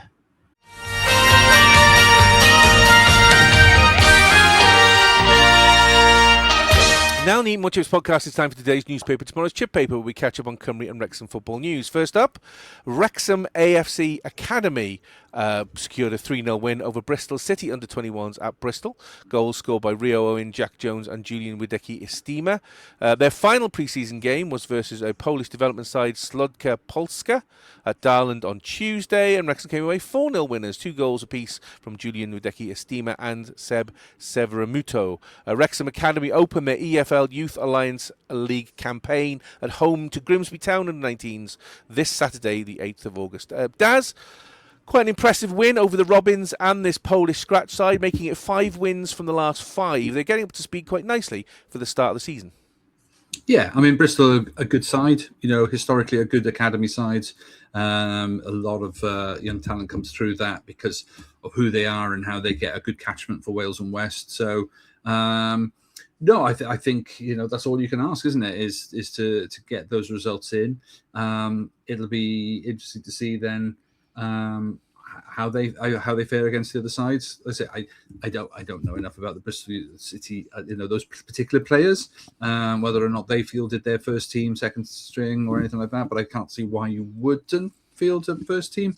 So yeah, positive stuff. And winning mentality going into a season, that's what you want, really. Winning mentality breeds more appetite should bode well. And as usual, we will be covering all the Wrexham Academy games for the season, and hopefully we'll be able to win the league this year. Hot off the press, to the point where I didn't manage to produce a graphic, Wrexham AFC have signed midfielder Ben Whiteman from Preston North End for an undisclosed fee today, which is Wednesday as we're recording this. According to the Wrexham AFC website, Whiteman, who becomes the men's first team's second signing of the summer, has signed a 3-year contract with an option for a further year, keeping him in North Wales until at least 2029. The 30-year-old has been a mainstay at Preston North End during his 5.5-year stay at Deepdale, making more than 220 appearances for the club in all competitions since joining from Doncaster Rovers in January 2021. Whiteman began his career at Manchester United's academy before signing his first professional contract with Sheffield United in 2014. Loan spells with Mansfield Town and Doncaster Rovers followed, with the latter becoming a permanent move in 2018 and Whiteman being named team captain shortly after. He moved to Preston North End in January 2021 and scored his first goal for the club April 20th that same year in a 3-0 win over Derby County. Whiteman made 43 league appearances for the Lily Whites last season, contributing 2 goals and 5 assists. Jamie, quite a controversial signing this one, as he pretty much told the manager he was going and he's not playing anymore, to which the manager basically said, right, off you go to the reserves then, you can go and play with them. And I think kind of left in under a bit of a dark cloud there from that point of view. Midfielder, good signing this one for Wrexham, do you think? Yes, it's a good signing from the point of view that you've brought in a very experienced championship player, the captain of a championship football club. So you'd like to think you're bringing in leadership qualities and things like that. I'm fascinated by the transfer, if I'm honest, because it seems to have come out of nowhere. I would love to know whether he was somebody that's been on Wrexham's radar for a while, or not. It's not a position that I would have said was necessarily high on the priority list, but like I say, it's not me that's making those decisions. Obviously, there's a lot of talk about George Dobson potentially leaving. I don't know. This is an interesting one. Obviously, I have seen him play because we played Preston 3 times last year, and he played, but I don't remember him. I can't give you an overview of him as a footballer. I've seen his stats. His stats are actually very impressive if you look at what he's contributed. Certainly last season, I think by all accounts, he's probably had his best season for Preston last year in a no disrespect, but in an average team. The way that he's left Preston is obviously a little bit kind of raises the eyebrows a little bit. But that being said, as he has said in his he's put a little post out on his Instagram sort of thanking and saying bye to the Preston fans and stuff. And as he calls out on there's 2 sides to every story. So, we only know what we've heard from Higginbotham, don't we? Yeah, Higginbottom's a knob though. Higginbottom's an absolute knob end. So I'm not saying that it hasn't, it hasn't transpired as we've heard it, but that's all we know. So we don't know the full ins and outs. The bottom line is, Wrexham wanted to buy him. Preston were happy with the fee. They've agreed a deal, and the deal's done. What does he bring to our team? Well, you're looking at it and you're saying, well, he's probably him, Matty James and Schiefer, and O'Brien, because O'Brien seems to have played in a deep position throughout pre-season, which is arguably his better role. I know he can, and he has played further forward for us, but I think he is better as a defensive line midfielder. So, we've got sort of 4 players there now, and not including Dobson. Four players to play in those 2 positions. So you would assume that he that's what he's there for. Matty James still looked quality in pre-season, but with his age and stuff now, you can't expect him to play 90 minutes Tuesday, Saturday, or Friday, Thursday. The weird days we're playing this year. You can't expect him to be playing 90 minutes 2 games a week at the stage he's at in his career. So on that basis, it makes sense. But yeah, it'd be interesting to see what kind of a player he is, because, like I say, I can't, off the top of my head, I can't recall too many watching him too many times. The Preston fans, it smacks a little bit of bitterness, but the vast majority of them seems to be saying, "Oh, he's shit, and we're glad he's gone," and blah blah blah blah. But it does feel a little bit like that's a little bit of sour grapes, because I also saw a lot of rat, snake comments and emojis from Preston fans. So look, he's been there 5.5 years. He was the club captain, so he must have something about him. So yeah, let's see. Rather than writing him off just because it's not a glamorous signing, or it's not a shiny £15 million striker or whatever. Rather than writing him off, let's wait and see what he brings to the team and to the squad. It's very similar to Joe Thomason last season. Yeah, we signed him and we were all like, what, why, how? That's very underwhelming. And granted, he turned out to be actually arguably one of the signings of last year. Granted, not in the position that we bought him for. No. As it turned out, it was as a left wing back. But before we write Ben Whiteman off, let's give him an opportunity, because it's unfair to do anything else. But yeah, let's see. Daz, he did leave under a cloud, to say the least. And let's not forget, Wrexham did have a central midfield crisis last year, where we had 2 kind of key central midfielders, Sheaf and James, both injured for fairly decent periods, and we had problems where we had to try and slot players in who we thought at the time weren't quite what we needed. I mean, he's not a wow signing for me. No, but he's proven himself at that level, and to be a club captain also makes him a leader. And I do wonder if that leadership quality will come in to its own. But those injuries you talk of, any position, any team can get weaknesses at some point in the season, because you get a couple of injuries in the same position and you're vulnerable. But you've only got a limited amount of squad. So, so how do you do it? Do you get versatile players? Do you get players that can play more than one position? This seems to be a little bit of a solidity, a little bit of an assurance. So it either smacks of those injuries may not be short term, and there may be some worries that there could be some long-term problems from it. Or, Jamie said it, I think somebody else is already on their way out. And so I don't think you buy a player like that unless you feel like you've already got a space for them. I just think there's a little bit of preparing the team to be able to say, you know what, yes, you can go, because we've already covered you somewhere else. Well, I look forward to the Preston North End games this season, because I'm sure they'll be lovely and spicy, to say the least. Champions of the Adran Premier League found out their league fixtures this week as they were released. This year's campaign starts for Wrexham Women at the Rock on Sunday the 6th September against Aberystwyth Town. Aber avoided relegation last year and will want to make a strong start to the season, to say the least.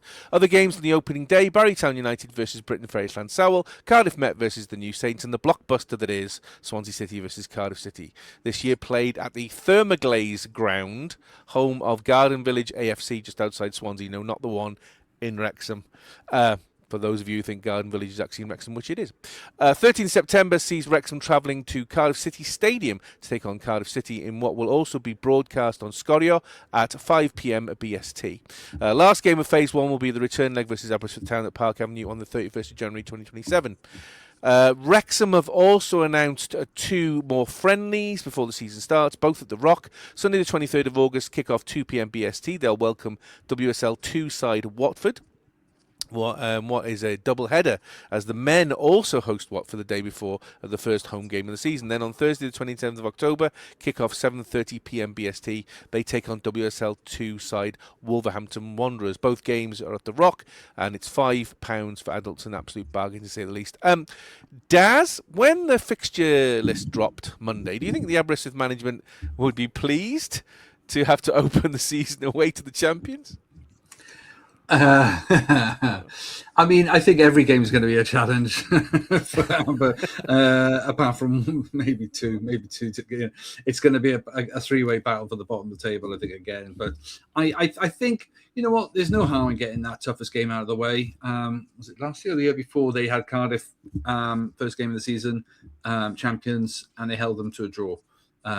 So Aberystwyth are notoriously a difficult team to beat. I can't say that it's quite so true when it's at the Rock, though. I think you've got. I don't think you've got much to worry about. I think it'll be a nice, gentle easing in, unless Aberystwyth kind of do the horrible bus parking. Absolutely, you've got to break us down, and if they can get away with that draw, then I think ABBA would be very, very happy. So I think it is on Wrexham to win it. I think it's all the pressure's on them. You know, you're the home team, you're the defending champions, and you've invested massively into your professional squad, which Aberystwyth will have done less, you know, by a long way. Jamie, match 2 sees us away at Cardiff City, live on Scorio, as they said, which is fantastic. Very early in the season, good chance to make a mark, to basically say, back in your box, Cardiff. There's only one champions now, and that's Wrexham. Absolutely. I mean, the thing is, you know, Wrexham are going to go into the season with a target on their back, aren't they? You know, they're every team, particularly Cardiff, Swansea, DNS, are all going to be gunning for Wrexham, and they're going to raise their game every time they play.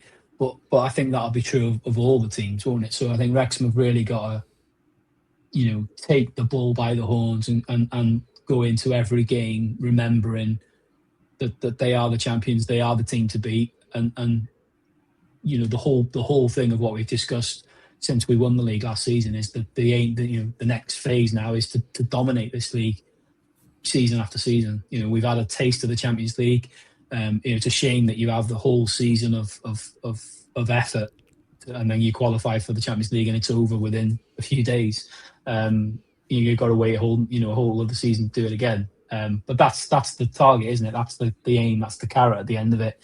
And the only way you're going to do that is by winning the league every season. So I think that's very simple. The objective is Ted Lasso style, very simple, above the door, win the league. Exactly, and that's how they've got to go into the season. Somebody joked on the messages though, saying, so if with Cardiff playing Swansea away and then playing Wrexham, they could end up bottom of the league after 2 games, which I thought, let's not go there, Sue. That's a little bit too much for me. Daz, the friendlies, 2 WSL2 sides. Yes, they are fresh WSL2 sides because they've both been promoted this season. But still, 2 WSL2 sides, which is above the level that I feel the Adran Premier is at. Good test in quite quick succession before we go into that opening game against Aberystwyth for Wrexham Women. Yeah, totally. I mean, it will be a test, a proper test. I mean, I suppose the Latvia game was one as well, but I think cup games are different. I think you kind of your mentality is different going into them. I think a friendly like this will allow Jenny to be able to play a few more of the fringe players with no risk to what the result means. I think you're spot on the level. I think WSL2 is still a level ahead of the Janeiro, but new additions, totally. So that they're going to want to try and build on their successes. I like the idea of the Watford game. Obviously, it that keeps the travel plans a bit simpler for the Watford fans. So you might have a few fans travelling for the Saturday. You said the Saturday game was Saturday. Yes, the men are at Racecourse on the Saturday, and then the women are at the Rock on Sunday. Yeah, so I think that makes that's brilliant for them, and then they get to see an early kickoff, and then make their way home potentially, and then a midweek evening kickoff then for Wolves, not too far away for them to travel. So you could get a good turnout. These are well supported teams in a well supported league, so the numbers could be could rival Wrexham's home numbers. So I think it's a good test and important to try and see where the fringe players are. With all these new players coming in, I think different combinations, trying to find those formations, try and find the alternatives when the suspensions and the injuries kick in. I think that's the key thing now. I think who your core first team is. Let's just see where those fringe players fit within with the bigger picture. Daz isn't in, but he says he's left it outside for me.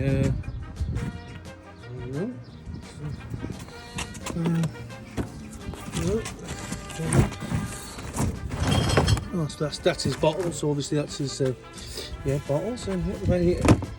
Oh, I think we can see from that I think Daz is a little bit upset. Oh well, I'll take it to the other one. Cool. Right. Well, I suppose I better deliver this in, hadn't I?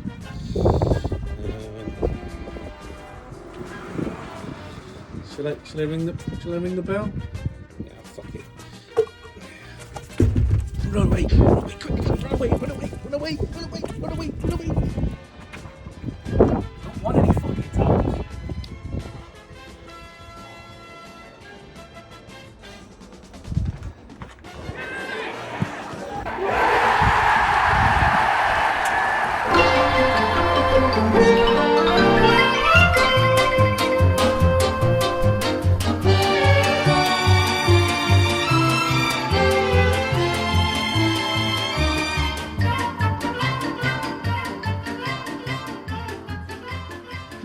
It's that time again where environmental health can't believe their eyes as we open the doors for a fourth year in the chip shop. An exciting season last year saw a new champion crowned as Jamie walked off with the coveted trophy, which he is stroking like it's his favourite pet. Will he do what Daz did and retain the title this year, or will Daz recapture the title, or will miracles happen and I'll actually not finish last? Doubt it very much. Jamie, as the champ, do you think you can win again? Well, you've changed the rules, haven't you, this year? Yes. We'll talk about it. I haven't really looked. Again, I haven't looked at, to be honest. I'm sure you haven't. You're going to moan about it, but you haven't. No. So, look, I don't know. May the best man win. That's all I'll say. Oh, very good. Daz, has missing out on the title last year made you hungry for more? I'm always hungry. I just feel like I was hoping to do the 3 in a row and then just get to keep the trophy. To be honest, yeah, do a milk cup. Milk cup. Yeah, but, like it. I'll just have to do the next 3. Yeah. Exactly. Yeah, definitely. Well, that's obviously that's a chance. Well, this year, after much protesting and calls for my resignation as head of Sizzler, the Chip Shop League Association. Do you like how I did that there? You like that? Very good. I've simplified the rules and made a few tweaks for this year. So, we're going to predict the following, which we'll talk about. We'll go through in a second. The Janeiro Adran League, the winner, the runner-up, who gets relegated, and where Wrexham finish. And in the EFL Championship, only asking us to predict the winner, the runner-up, who wins the playoffs. So not all the teams that are in the playoffs, just who wins it, who's 22nd, who's 23rd, and who's 24th, i.e. who gets relegated, and where Wrexham finish. In December, each player will be able to make one change in the Adran League and one change in the EFL. If you make a correct prediction, as in you predict that Swansea City win the championship and Swansea City win the championship, then you get 5 points. Swansea City basically have to be in that position. You can't be in anywhere else, and it's 5 points. So the maximum points that you can get from the Gennaro Adran and EFL championship predictions is 55 points. That's it. There's no bonuses. There's nothing else. 55 points is the maximum you can get in extra points. So that'll stop Jamie moaning about the fact that he thinks I'm making it rules so I can get extra points, which didn't make any difference last year whatsoever because I still came last. Obviously, we're going to ask to predict Wrexham Men, Wrexham Women, Cymru Men and Cymru Women's games. These include league games, cup games, qualifying games and playoff games and friendlies, although not the 2 women's friendlies, ironically, because I'm not including those, between the 7th of August and the 1st of May. But the EFL playoff games are not included because we need to stop the season somewhere and announce a winner from that point of view. We predict a home win, obviously an away win or a draw. Correct prediction, 1 point, as in if you say Wrexham are going to win and they win, you get 1 point. If you say Wrexham are going to win 2-1 and they win 2-1, then you get 3 points. I've increased it. So a bit more like football. 3 points for a win, 1 point for what would be deemed a draw, although it's not. Where the tie has to be decided on the day, i.e. a cup game, home or away win only, that's all I want. And if you correctly predict the result, as in you say Wrexham are going to win in this cup game, then you get 2 points. And you get an extra point if you do predict the correct score on that. But if it finishes 1-1, and you've predicted Wrexham to win 2-1, you'll get 2 points for saying that Wrexham win, but you won't get any extra points for the scores. Does that make sense, you two pair of numpties? I mean, yes, except what happens if where it says the EFL playoffs games not included? We need to get through the playoffs to work out who gets third, don't we? So there could be a delay in the final score of the yes, yes, you're absolutely right. There probably will, but not from a point of view of us actually having to predict anything from a it's a shame because playoffs are totally. They're off the scale with regards to actually using any form or anything. So I just think it's any extra. I also think what's harsh is that you could get the first and the second team the wrong way round and get no points. Absolutely. And then one of you, knobheads might just get one of them close, it's going to frustrate me. It's going to frustrate me whatever happens. So I know, but I'm trying to keep it as simple as possible from that point of view. If at the end of the season the team with the most points who wins, in the event of a tie, as in 2 teams have the same amount of tie, most exact score predictions. So if you've scored more exact score predictions than the person that you've equaled with, you get the title. And then it's the most correct score predictions. So if you've correctly chosen that. In theory, though, it shouldn't be that, because if you've done that, you'd have got the most correct predictions anyway. Most correct league predictions, so as in if you've got more league sides in the predictions, which we're going to do in a second, you've got more of them than the other person, you win. And if all those 3 are still equal, Jamie retains the cup. So basically, whatever happens, Jamie is praying for all those 3 to be equal, because then he gets the cup automatically. All decisions by me are final. Stop fucking whining. Hope that makes complete sense. Before we open, obviously, the season with our first prediction, it's an important part that we all show our complete lack of prediction skill by giving our predictions for the 26-27 season. So first up, the Gennaro Adran League, and as we said earlier, we're looking for 1st, 2nd, 8th, and where Wrexham will finish. Jamie, you have predicted Wrexham Women to be champions, Cardiff City to be runners-up, Cardiff Met to get relegated, and obviously Wrexham to be in first place. Do you want to give us your reason why you chose those 3 predictions? Pretty straightforward. I think Wrexham are the team to beat. I think they will be the team to beat, and my expectation before a ball's kicked in the league is that they will win the league and win it a little bit more comfortably this year. That being said, I think Cardiff still. I know they've had some key players leave, obviously manager change, but I still think they'll be the second best. And Cardiff Met, I've just gone with on the basis that because they're coming, they're the ones that have been promoted. I nearly went with Aberystwyth to be relegated, if I'm honest, but I decided to go with Cardiff Met. And judging by the fact that you've done the same, you two have done the same, then I think I was vindicated in doing that. So This one was fairly straightforward for me, if I'm being honest. Daz, you matched Jamie.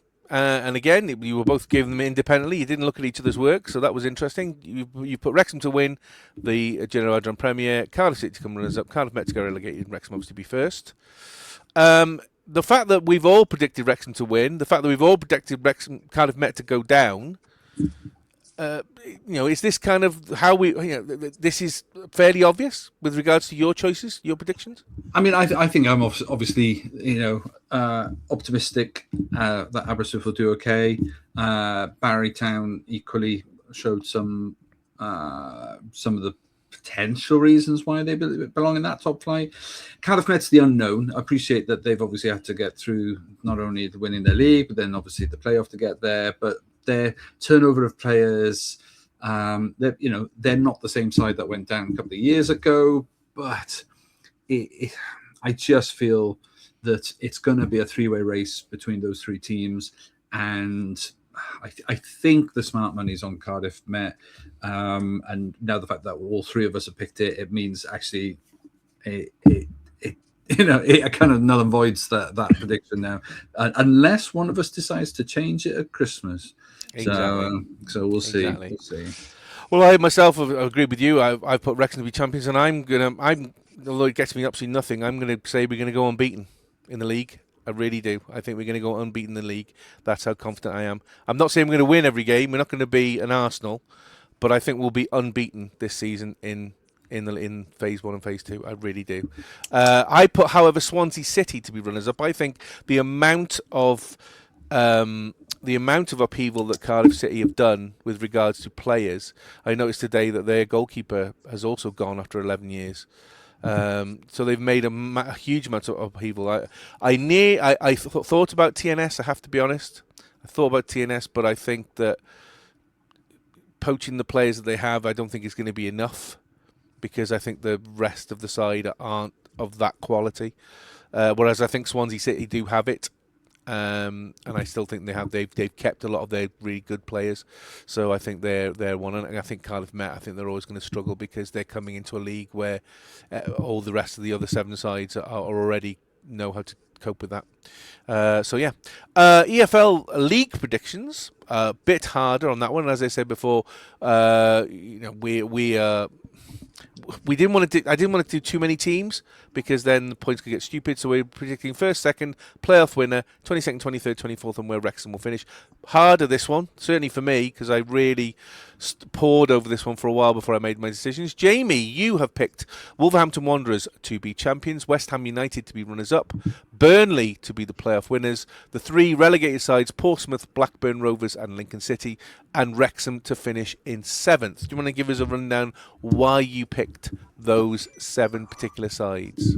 Yeah, I think you're spot on with what you're saying about this was difficult. This was really difficult to pick this, because I think the EFL Championship next year is going to be very, very competitive.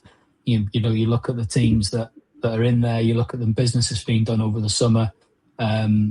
You've put Middlesbrough as a playoff winner, which is not a bad shout, because they've done some phenomenal business this summer. I felt it was a straight shootout between Wolves and West Ham as to who would win the league, and I don't blame you two that you've gone the West Ham route. I just think Wolves will win the league, but I absolutely wouldn't be surprised if they're the top 2. Hence why I've gone with Wolves and West Ham. And Burnley as playoff winner at this stage. It is an absolute finger in the air, isn't it? Trying to predict who's going to win the playoffs, because look last year. I don't think many people would have predicted Millwall finishing as well as they did in the league. But so you never know. You might end up with a team in the playoffs. Even Hull ending up going up. So I've gone with Burnley just purely because they're the 3rd relegated team. But great shout with Middlesbrough, great shout with Southampton. I think you could pick another 3 or 4 that have got a good shout as well. And then the relegated teams, Lincoln have done phenomenally well to get into the Championship, but I just can't see they're going to have enough to survive in the Championship, particularly given that they've lost their manager as well, who got them there. I think Blackburn, they've been on the decline the last few seasons, and I don't think much has changed off the field. And the third team was a little bit of a toss-up between Bolton, Charlton, and Portsmouth for me. I went with Portsmouth just purely similar reasons to Blackburn. I feel like they've been on a bit of a downward spiral. So very difficult to pick these 7, even though we're only doing 7 this time round. This was really difficult, and we could all be a million miles away, to be honest. Daz, you picked West Ham United to be champions, Wolverhampton Wanderers to be runners-up, so the opposite to Jamie. Southampton to be playoff winners, Preston North End, Charlton Athletic and Lincoln City to all go down, and Wrexham, like Jamie, to finish in 7th. You want to give us a rundown on why you chose those 7 particular sides? Yeah, no, I mean, obviously the top 2. I mean, I do think the upheaval at West Ham at the moment with their owner being banned from not banned being the stadium, but being advised to stay away from the stadium and things like that, could start throwing a little bit more of a curveball. I hadn't really sort of factored that in, but I don't know. I think they've managed to retain a lot of their good players. I see them coming straight back up. The same with Wolverhampton. Yes. Burnley was another shout I nearly went with for the playoff. And I think Southampton, I mean, obviously they're starting from 4 points further back than everybody else because of their shenanigans of last year. But I don't... I mean, some people say that Southampton, they may well have lost their runners-up or their champions position obviously if they're within 4 points, I don't think they're going to be that close, but you never know. You never know. I think what I've read and what I've seen about Southampton is that there's a bit of a siege mentality there now because everybody hates them, because they were quite a popular and well-liked team and a good academy and all of that. But a lot of people feel quite bitter about what they've done. I think they've seemed to have rallied around each other. The players, with the manager and everything, the ownership have backed them. So, of course, as soon as I say this out loud, I'm sure they sack him and they'll get rid of half the team. Well, Eckhart might get banned for 6 months by the FA. That's still decision's still ongoing. So I think in the works. Although Vipotnik's on his way there, isn't he? Apparently, is he really? Yeah, apparently, okay. He's Vipotnik's on his way there from Swansea. Wow. So so I think there's your top 3. I mean, I think I've put Wrexham in 7th because I think they'll be 7th, 8th, or 9th. I was one of those 3. I've gone for 7th in that I think this time they might make the extended playoff because it goes to 8th now, doesn't Correct. it? The playoffs, yeah. So I feel that there'll be some sort of late surge or consolidation, and I think they'll make the playoffs, but that's about it. The bottom, I actually had Bolton and Blackburn in my mix as well. Didn't have Watford and Portsmouth quite so close, but Lincoln, Jamie said it already. Charlton, they're a bit, and now Preston as well, having lost their captain and all of that. It feels like there's a lot going on at both those clubs. That means the disarray and disorganisation means that they're vulnerable, and you are when you don't have some sort of consolidated, solid situation set up. I feel like it's you need unity in these situations, and those clubs don't seem to have it. So that's the reason, really. So yeah, but could have been any that say that's 3 or 5 names that I had in the same way as it could have been any 3 of 5 or 6 at the top. I think it shows how difficult it is this season to try and actually give us a thing, because even the runaway, what we might consider to be the runaway leaders, West Ham, Jamie said, they're going to come second, and the fact that Jamie's the only one who's mentioned Burnley, whereas you and I, Daz, I haven't mentioned them at all. I mean, I put West Ham at top. I just think they've got a lot of firepower there with regards to that, and the fact that they managed to keep hold of their captain from the Premier League, who he's going to undoubtedly be the best player in the Championship. Probably the Championship scene for a large number of seasons. I think they just going to have too much for most sides, to be honest. I think Wolves have got that. Unlike Burnley have lost a lot of their good players from last season, and they've not really bought in, whereas Wolves have just continued to bob along. And the fact that Nuno stayed, whereas a lot of people thought he was going to go, I think is kind of a big key one for me. Middlesbrough, although I think their manager isn't brilliant, I think the fact that getting Langshire in, I know he didn't do anything at Oxford, but I think he was surrounded by not a very good side. I think with the players that Middlesbrough have, he surround himself. I think he's going to put a few goals away, and he's one of the favourites for the Golden Boot. And I wouldn't be surprised if he gets it. So that's why I think. And plus, they've got the experience from the playoffs last year, even though it was kind of gifted to them because of Southampton's cheating. In the bottom three for me, Watford, they've done no business at all, and financially they're in a mess. And so I think that's going to be a bad thing. I think Bolton, as you know, they got through the playoffs from League One without anybody really expecting them to, and I think they're going to struggle from that point of view. I did think about Lincoln, the fact that they've lost their manager to Bristol City, Skubala to Bristol City. But you don't score over 100 points, and the two managers you've taken over were assistants to Skubala, so they're going to have that fight there. I think they'll have just enough to stay up. And Blackburn Rovers are just an absolute bin fire at the moment. They really are. They're just, I can't see them doing anything at all. I think they will come last. I think they escaped last year by the skin of their teeth. And then I put Wrexham at 9th. I think they're going to have a difficult second season this season. I really do. And it's mainly down to the fact is that a lot of our competitors are doing business and are shoring up positions, and we are not. We are relying a lot on the same side that we did last year. And I said it before and I'll say it again, we struggled at the end of last season. You know, we didn't go in there with all guns blazing and were unlucky. We fought to just try and get draws and wins, and we were not good in the last season. And primarily that's the side that we're rolling out again. So, you know, unless we do some major business in the last few weeks, which might happen, as Daz said earlier, might happen. But unless we do some major business, the side is not going to be significantly better enough for me, even to get to 8th or 7th.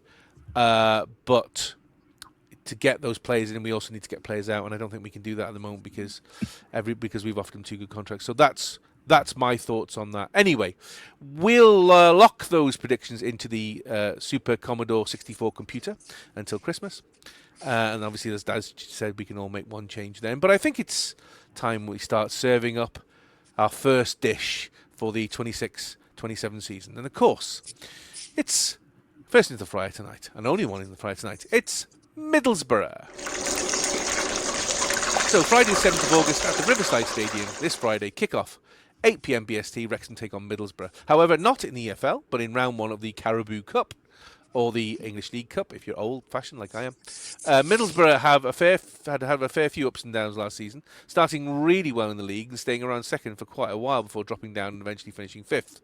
In the playoff semi-finals, they were beaten 2-1 over 2 legs by Southampton, and it looked like their season was over until Spygate, where Southampton were caught cheating by spying on Middlesbrough, amongst others, and were thrown out of the playoffs, replaced by Middlesbrough. Middlesbrough then went on to the final, but were beaten 1-0 by Hull City at Wembley, Hull City then going up to the Premier League. During the summer, the major business that they've done was to sell defensive midfielder Hayden Hackney to Everton for nearly £19 million, which meant that they could buy centre-forward Will Lancashire from Tottenham, because he was on loan to Oxford from Tottenham. They've bought him outright for £11 million. Centre-forward Kyle Joseph from Hull for £4 million. Left-winger Jeremy Sarmiento from Brighton. Sarmiento from Brighton for £3 million. Last year in this competition, Middlesbrough lost in the first round 4-0 to Doncaster Rovers. They must have had an off day. Wrexham had more success. They drew 3-3 with Hull, winning on penalties. Round 2, they beat Preston 3-2. Third round, they beat Reading 2-0 and lost in round 4 2-1 at home to Cardiff City. Middlesbrough and Wrexham, of course, met twice last year. At the Riverside, it was a 1-1 draw. Josh Windass putting the lead on 7 minutes. Hayden Hackney equalising on 80 minutes. Perfect symmetry. We met Middlesbrough at the racecourse in the last game of last season, where Wrexham needed a win to get into the playoffs, and they drew 2-2. Tommy Conway put Middlesbrough into the lead on 4 minutes. Josh Windass equalised on 28 minutes. Sam Smith made it 2-1 on 41 minutes before Davis Strelick made it level on 43 minutes, and the game finished 2-2. And the chips are done. So, Daz, we start with a tricky away tie at a team that went through the mill at the end of last season. With what happened to them regarding the playoffs, do you think that will affect them at all? Or they'll have wiped it clean and gone, new season, new start? No, I can't see how it can't affect them.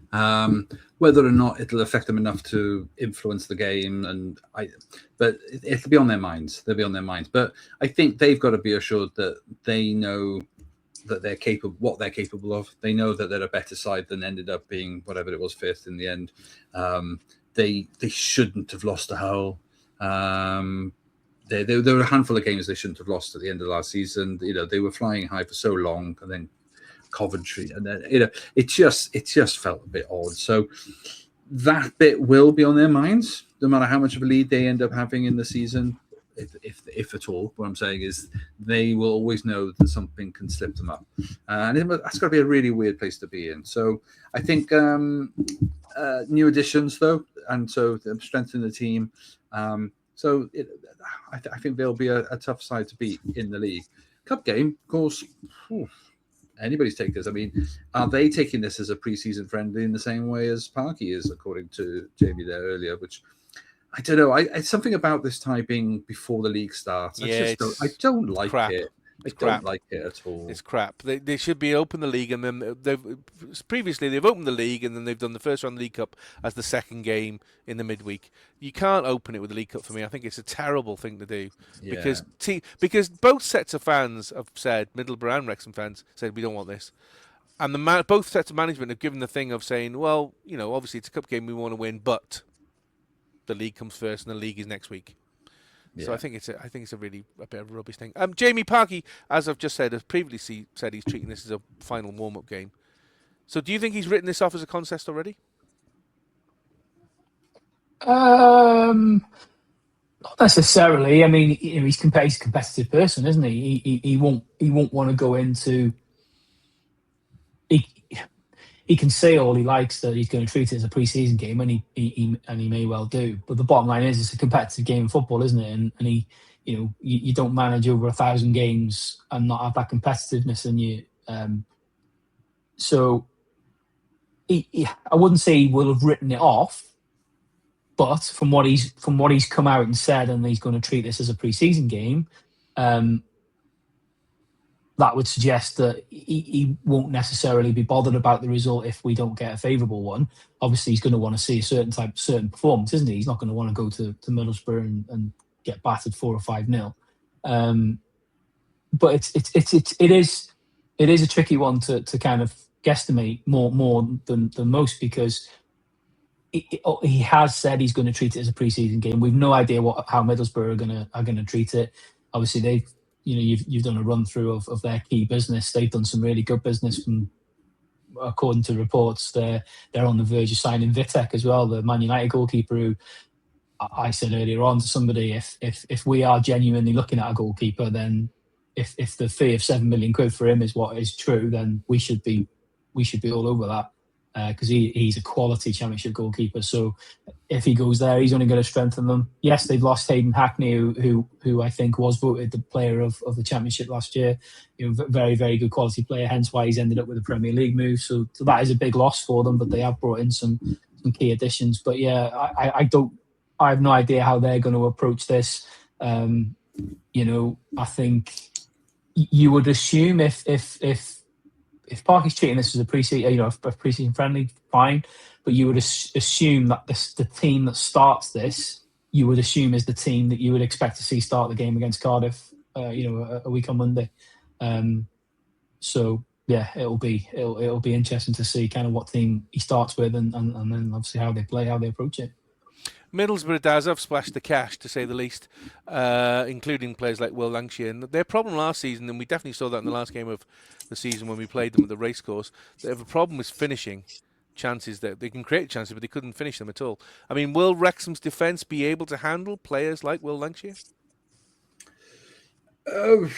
Depends which version of the defence you keep by then. You know, I think it is, you know, it's your Achilles heel, literally. I think you've got so much potential going forward, and if Middlesbrough have added to that, I think because they say they're a well organised side, their fitness was good. There was quality throughout the team. So if they have bolstered, that's the word I was thinking of, bolstered enough, then I think Middlesbrough will have the edge, personally.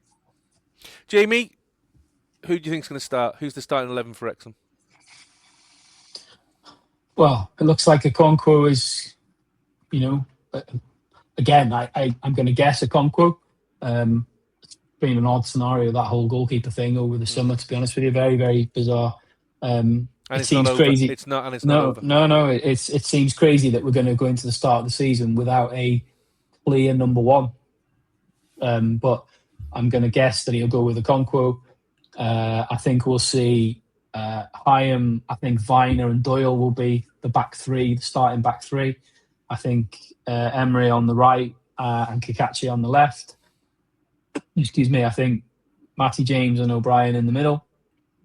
I think I'd be very, if Windass plays, I'd be surprised because he's not kicked the ball in all of pre-season, although he went to America.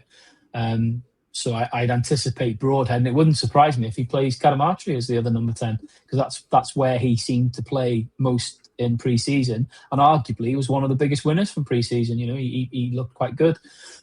Excuse me, and I think he'll probably go with Sam Smith up top as the starting striker. That would be my predicted starting 11. Whiteman on the bench, or too soon, since he's only. No, I think he'll be on the bench again. It wouldn't surprise me if he starts the game either. But my gut feeling is it'll be a Matty James. O'Brien will be the two sort of defensive midfielders that he'll start with. So time for the salt, vinegar and sauce cork. And may I remind the both of you that under the new rules that this has to be decided on the night. There are no replays. So I just need a prediction of a score for a Wrexham win or a Middlesbrough win. I don't want a draw. Correct team prediction will get you 2 points. As in, if you say Wrexham are going to win and they win, you get 2 points. If you say Wrexham are going to win 2-1 and they win 2-1, you would get an extra point, so you get 3 points. Jamie is the champion. What's your score prediction for Middlesbrough versus Wrexham? I'm going to go for a 2-1 Middlesbrough win. Daz, what's your score prediction for Middlesbrough versus Wrexham? See, I had a couple of scores down, and that was one of them. My other one was 2-2. Why can't I have a draw again? You can't have a draw because it has to be decided on the night. I know, but I reckon it'll be 2-2, and it goes to extra time, and then you just need to tell me who wins. But the score won't matter. You won't get a chance of a correct score. That's just... No, it's not. It's the only way of doing it fairly, so shut up. I told you, all decisions are final, so stop fucking moaning. I was going to go for 2-1. I'm going to, on the interest of making this an exciting lead from day one, I'm going to go for 2-0 Middlesbrough win. Right. And I predicted Middlesbrough 2, Wrexham 1 as well. I think they're going to be too strong, and I think we're going to be... Even though we've had a good season, I think we're just a bit undercooked, and there are positions that we need to bolster. And as Daz said, particularly the defence, I am very, very unsure about the defence. The defence is not massively different to last season, and I know that Viner was playing out of position and then got injured, but still, I'm not over enamoured, and I think Middlesbrough are going to be well up for this, because after what happened at the end of last season, they'll want to prove a point to their fans and to everybody else. At home, home game makes a difference. Home game as well, absolutely. And I think the fact that they lost to Southampton in the semis and then got a second chance and then lost again, I think they'll want to make a point from that point of view. So yeah, sadly I think that'll be Wrexham out of the League Cup. Yeah, it's a League Cup. Who cares? Nobody gives a monkey's about a League Cup anymore anyway. And we're not going to win it. So let's wrap those chips up to keep them warm. And we'll review this game in next week's pod.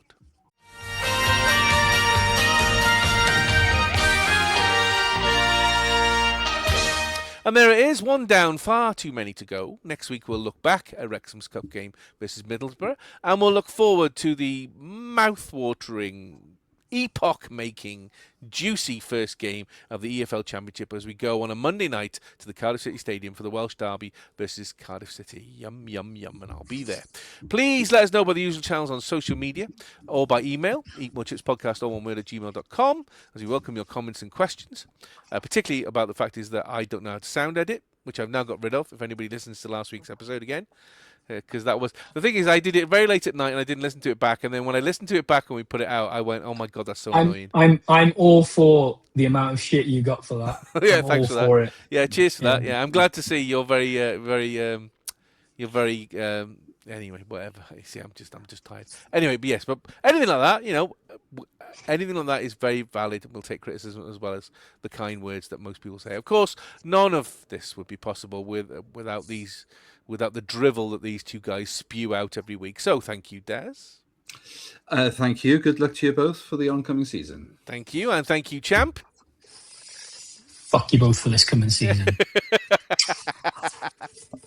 I take it from that you are looking forward to the fact that the chip shop's open and we can, because next week we get to predict the Cardiff game and then it goes thick and fast. After It's a good little bit of fun, isn't it? And the fact he's only saying that because he won it.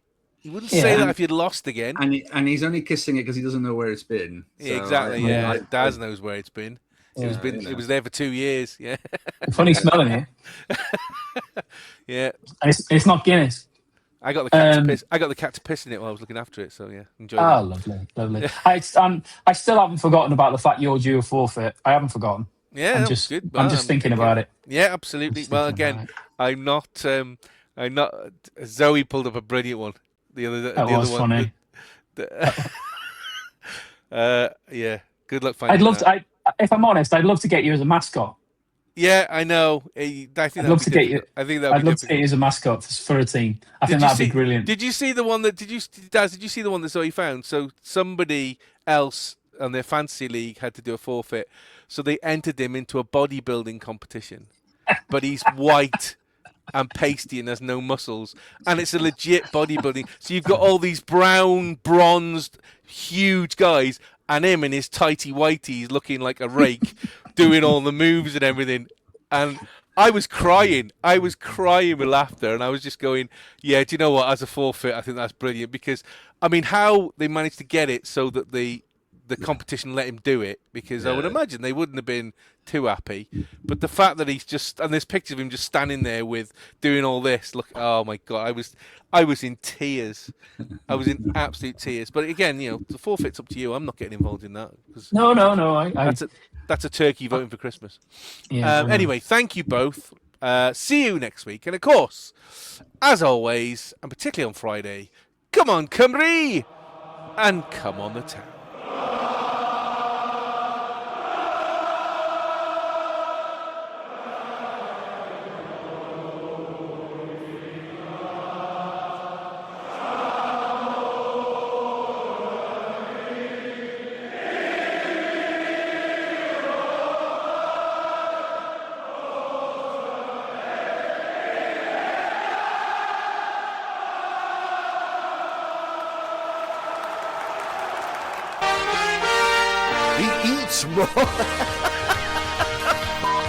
Clinton! 4-0! Durkin plays the ball in, and Kieran Durkin, amazingly, has given Wrexham the lead! Amari Hutchinson facing Arthur Okonkwo. Saved by Okonkwo! These dreams keep getting wilder! Is it into Bellamy? Craig Bellamy! It's 2-1 Wales! And that's it! Wrexham are champions! Wrexham are the FA Trophy winners 2013! Barker goes ahead! And Wrexham take the lead. As things stand, Wrexham are champions. And it's cross, great ball! Equaliser! Elliot Lee! The Eat More Chips Podcast.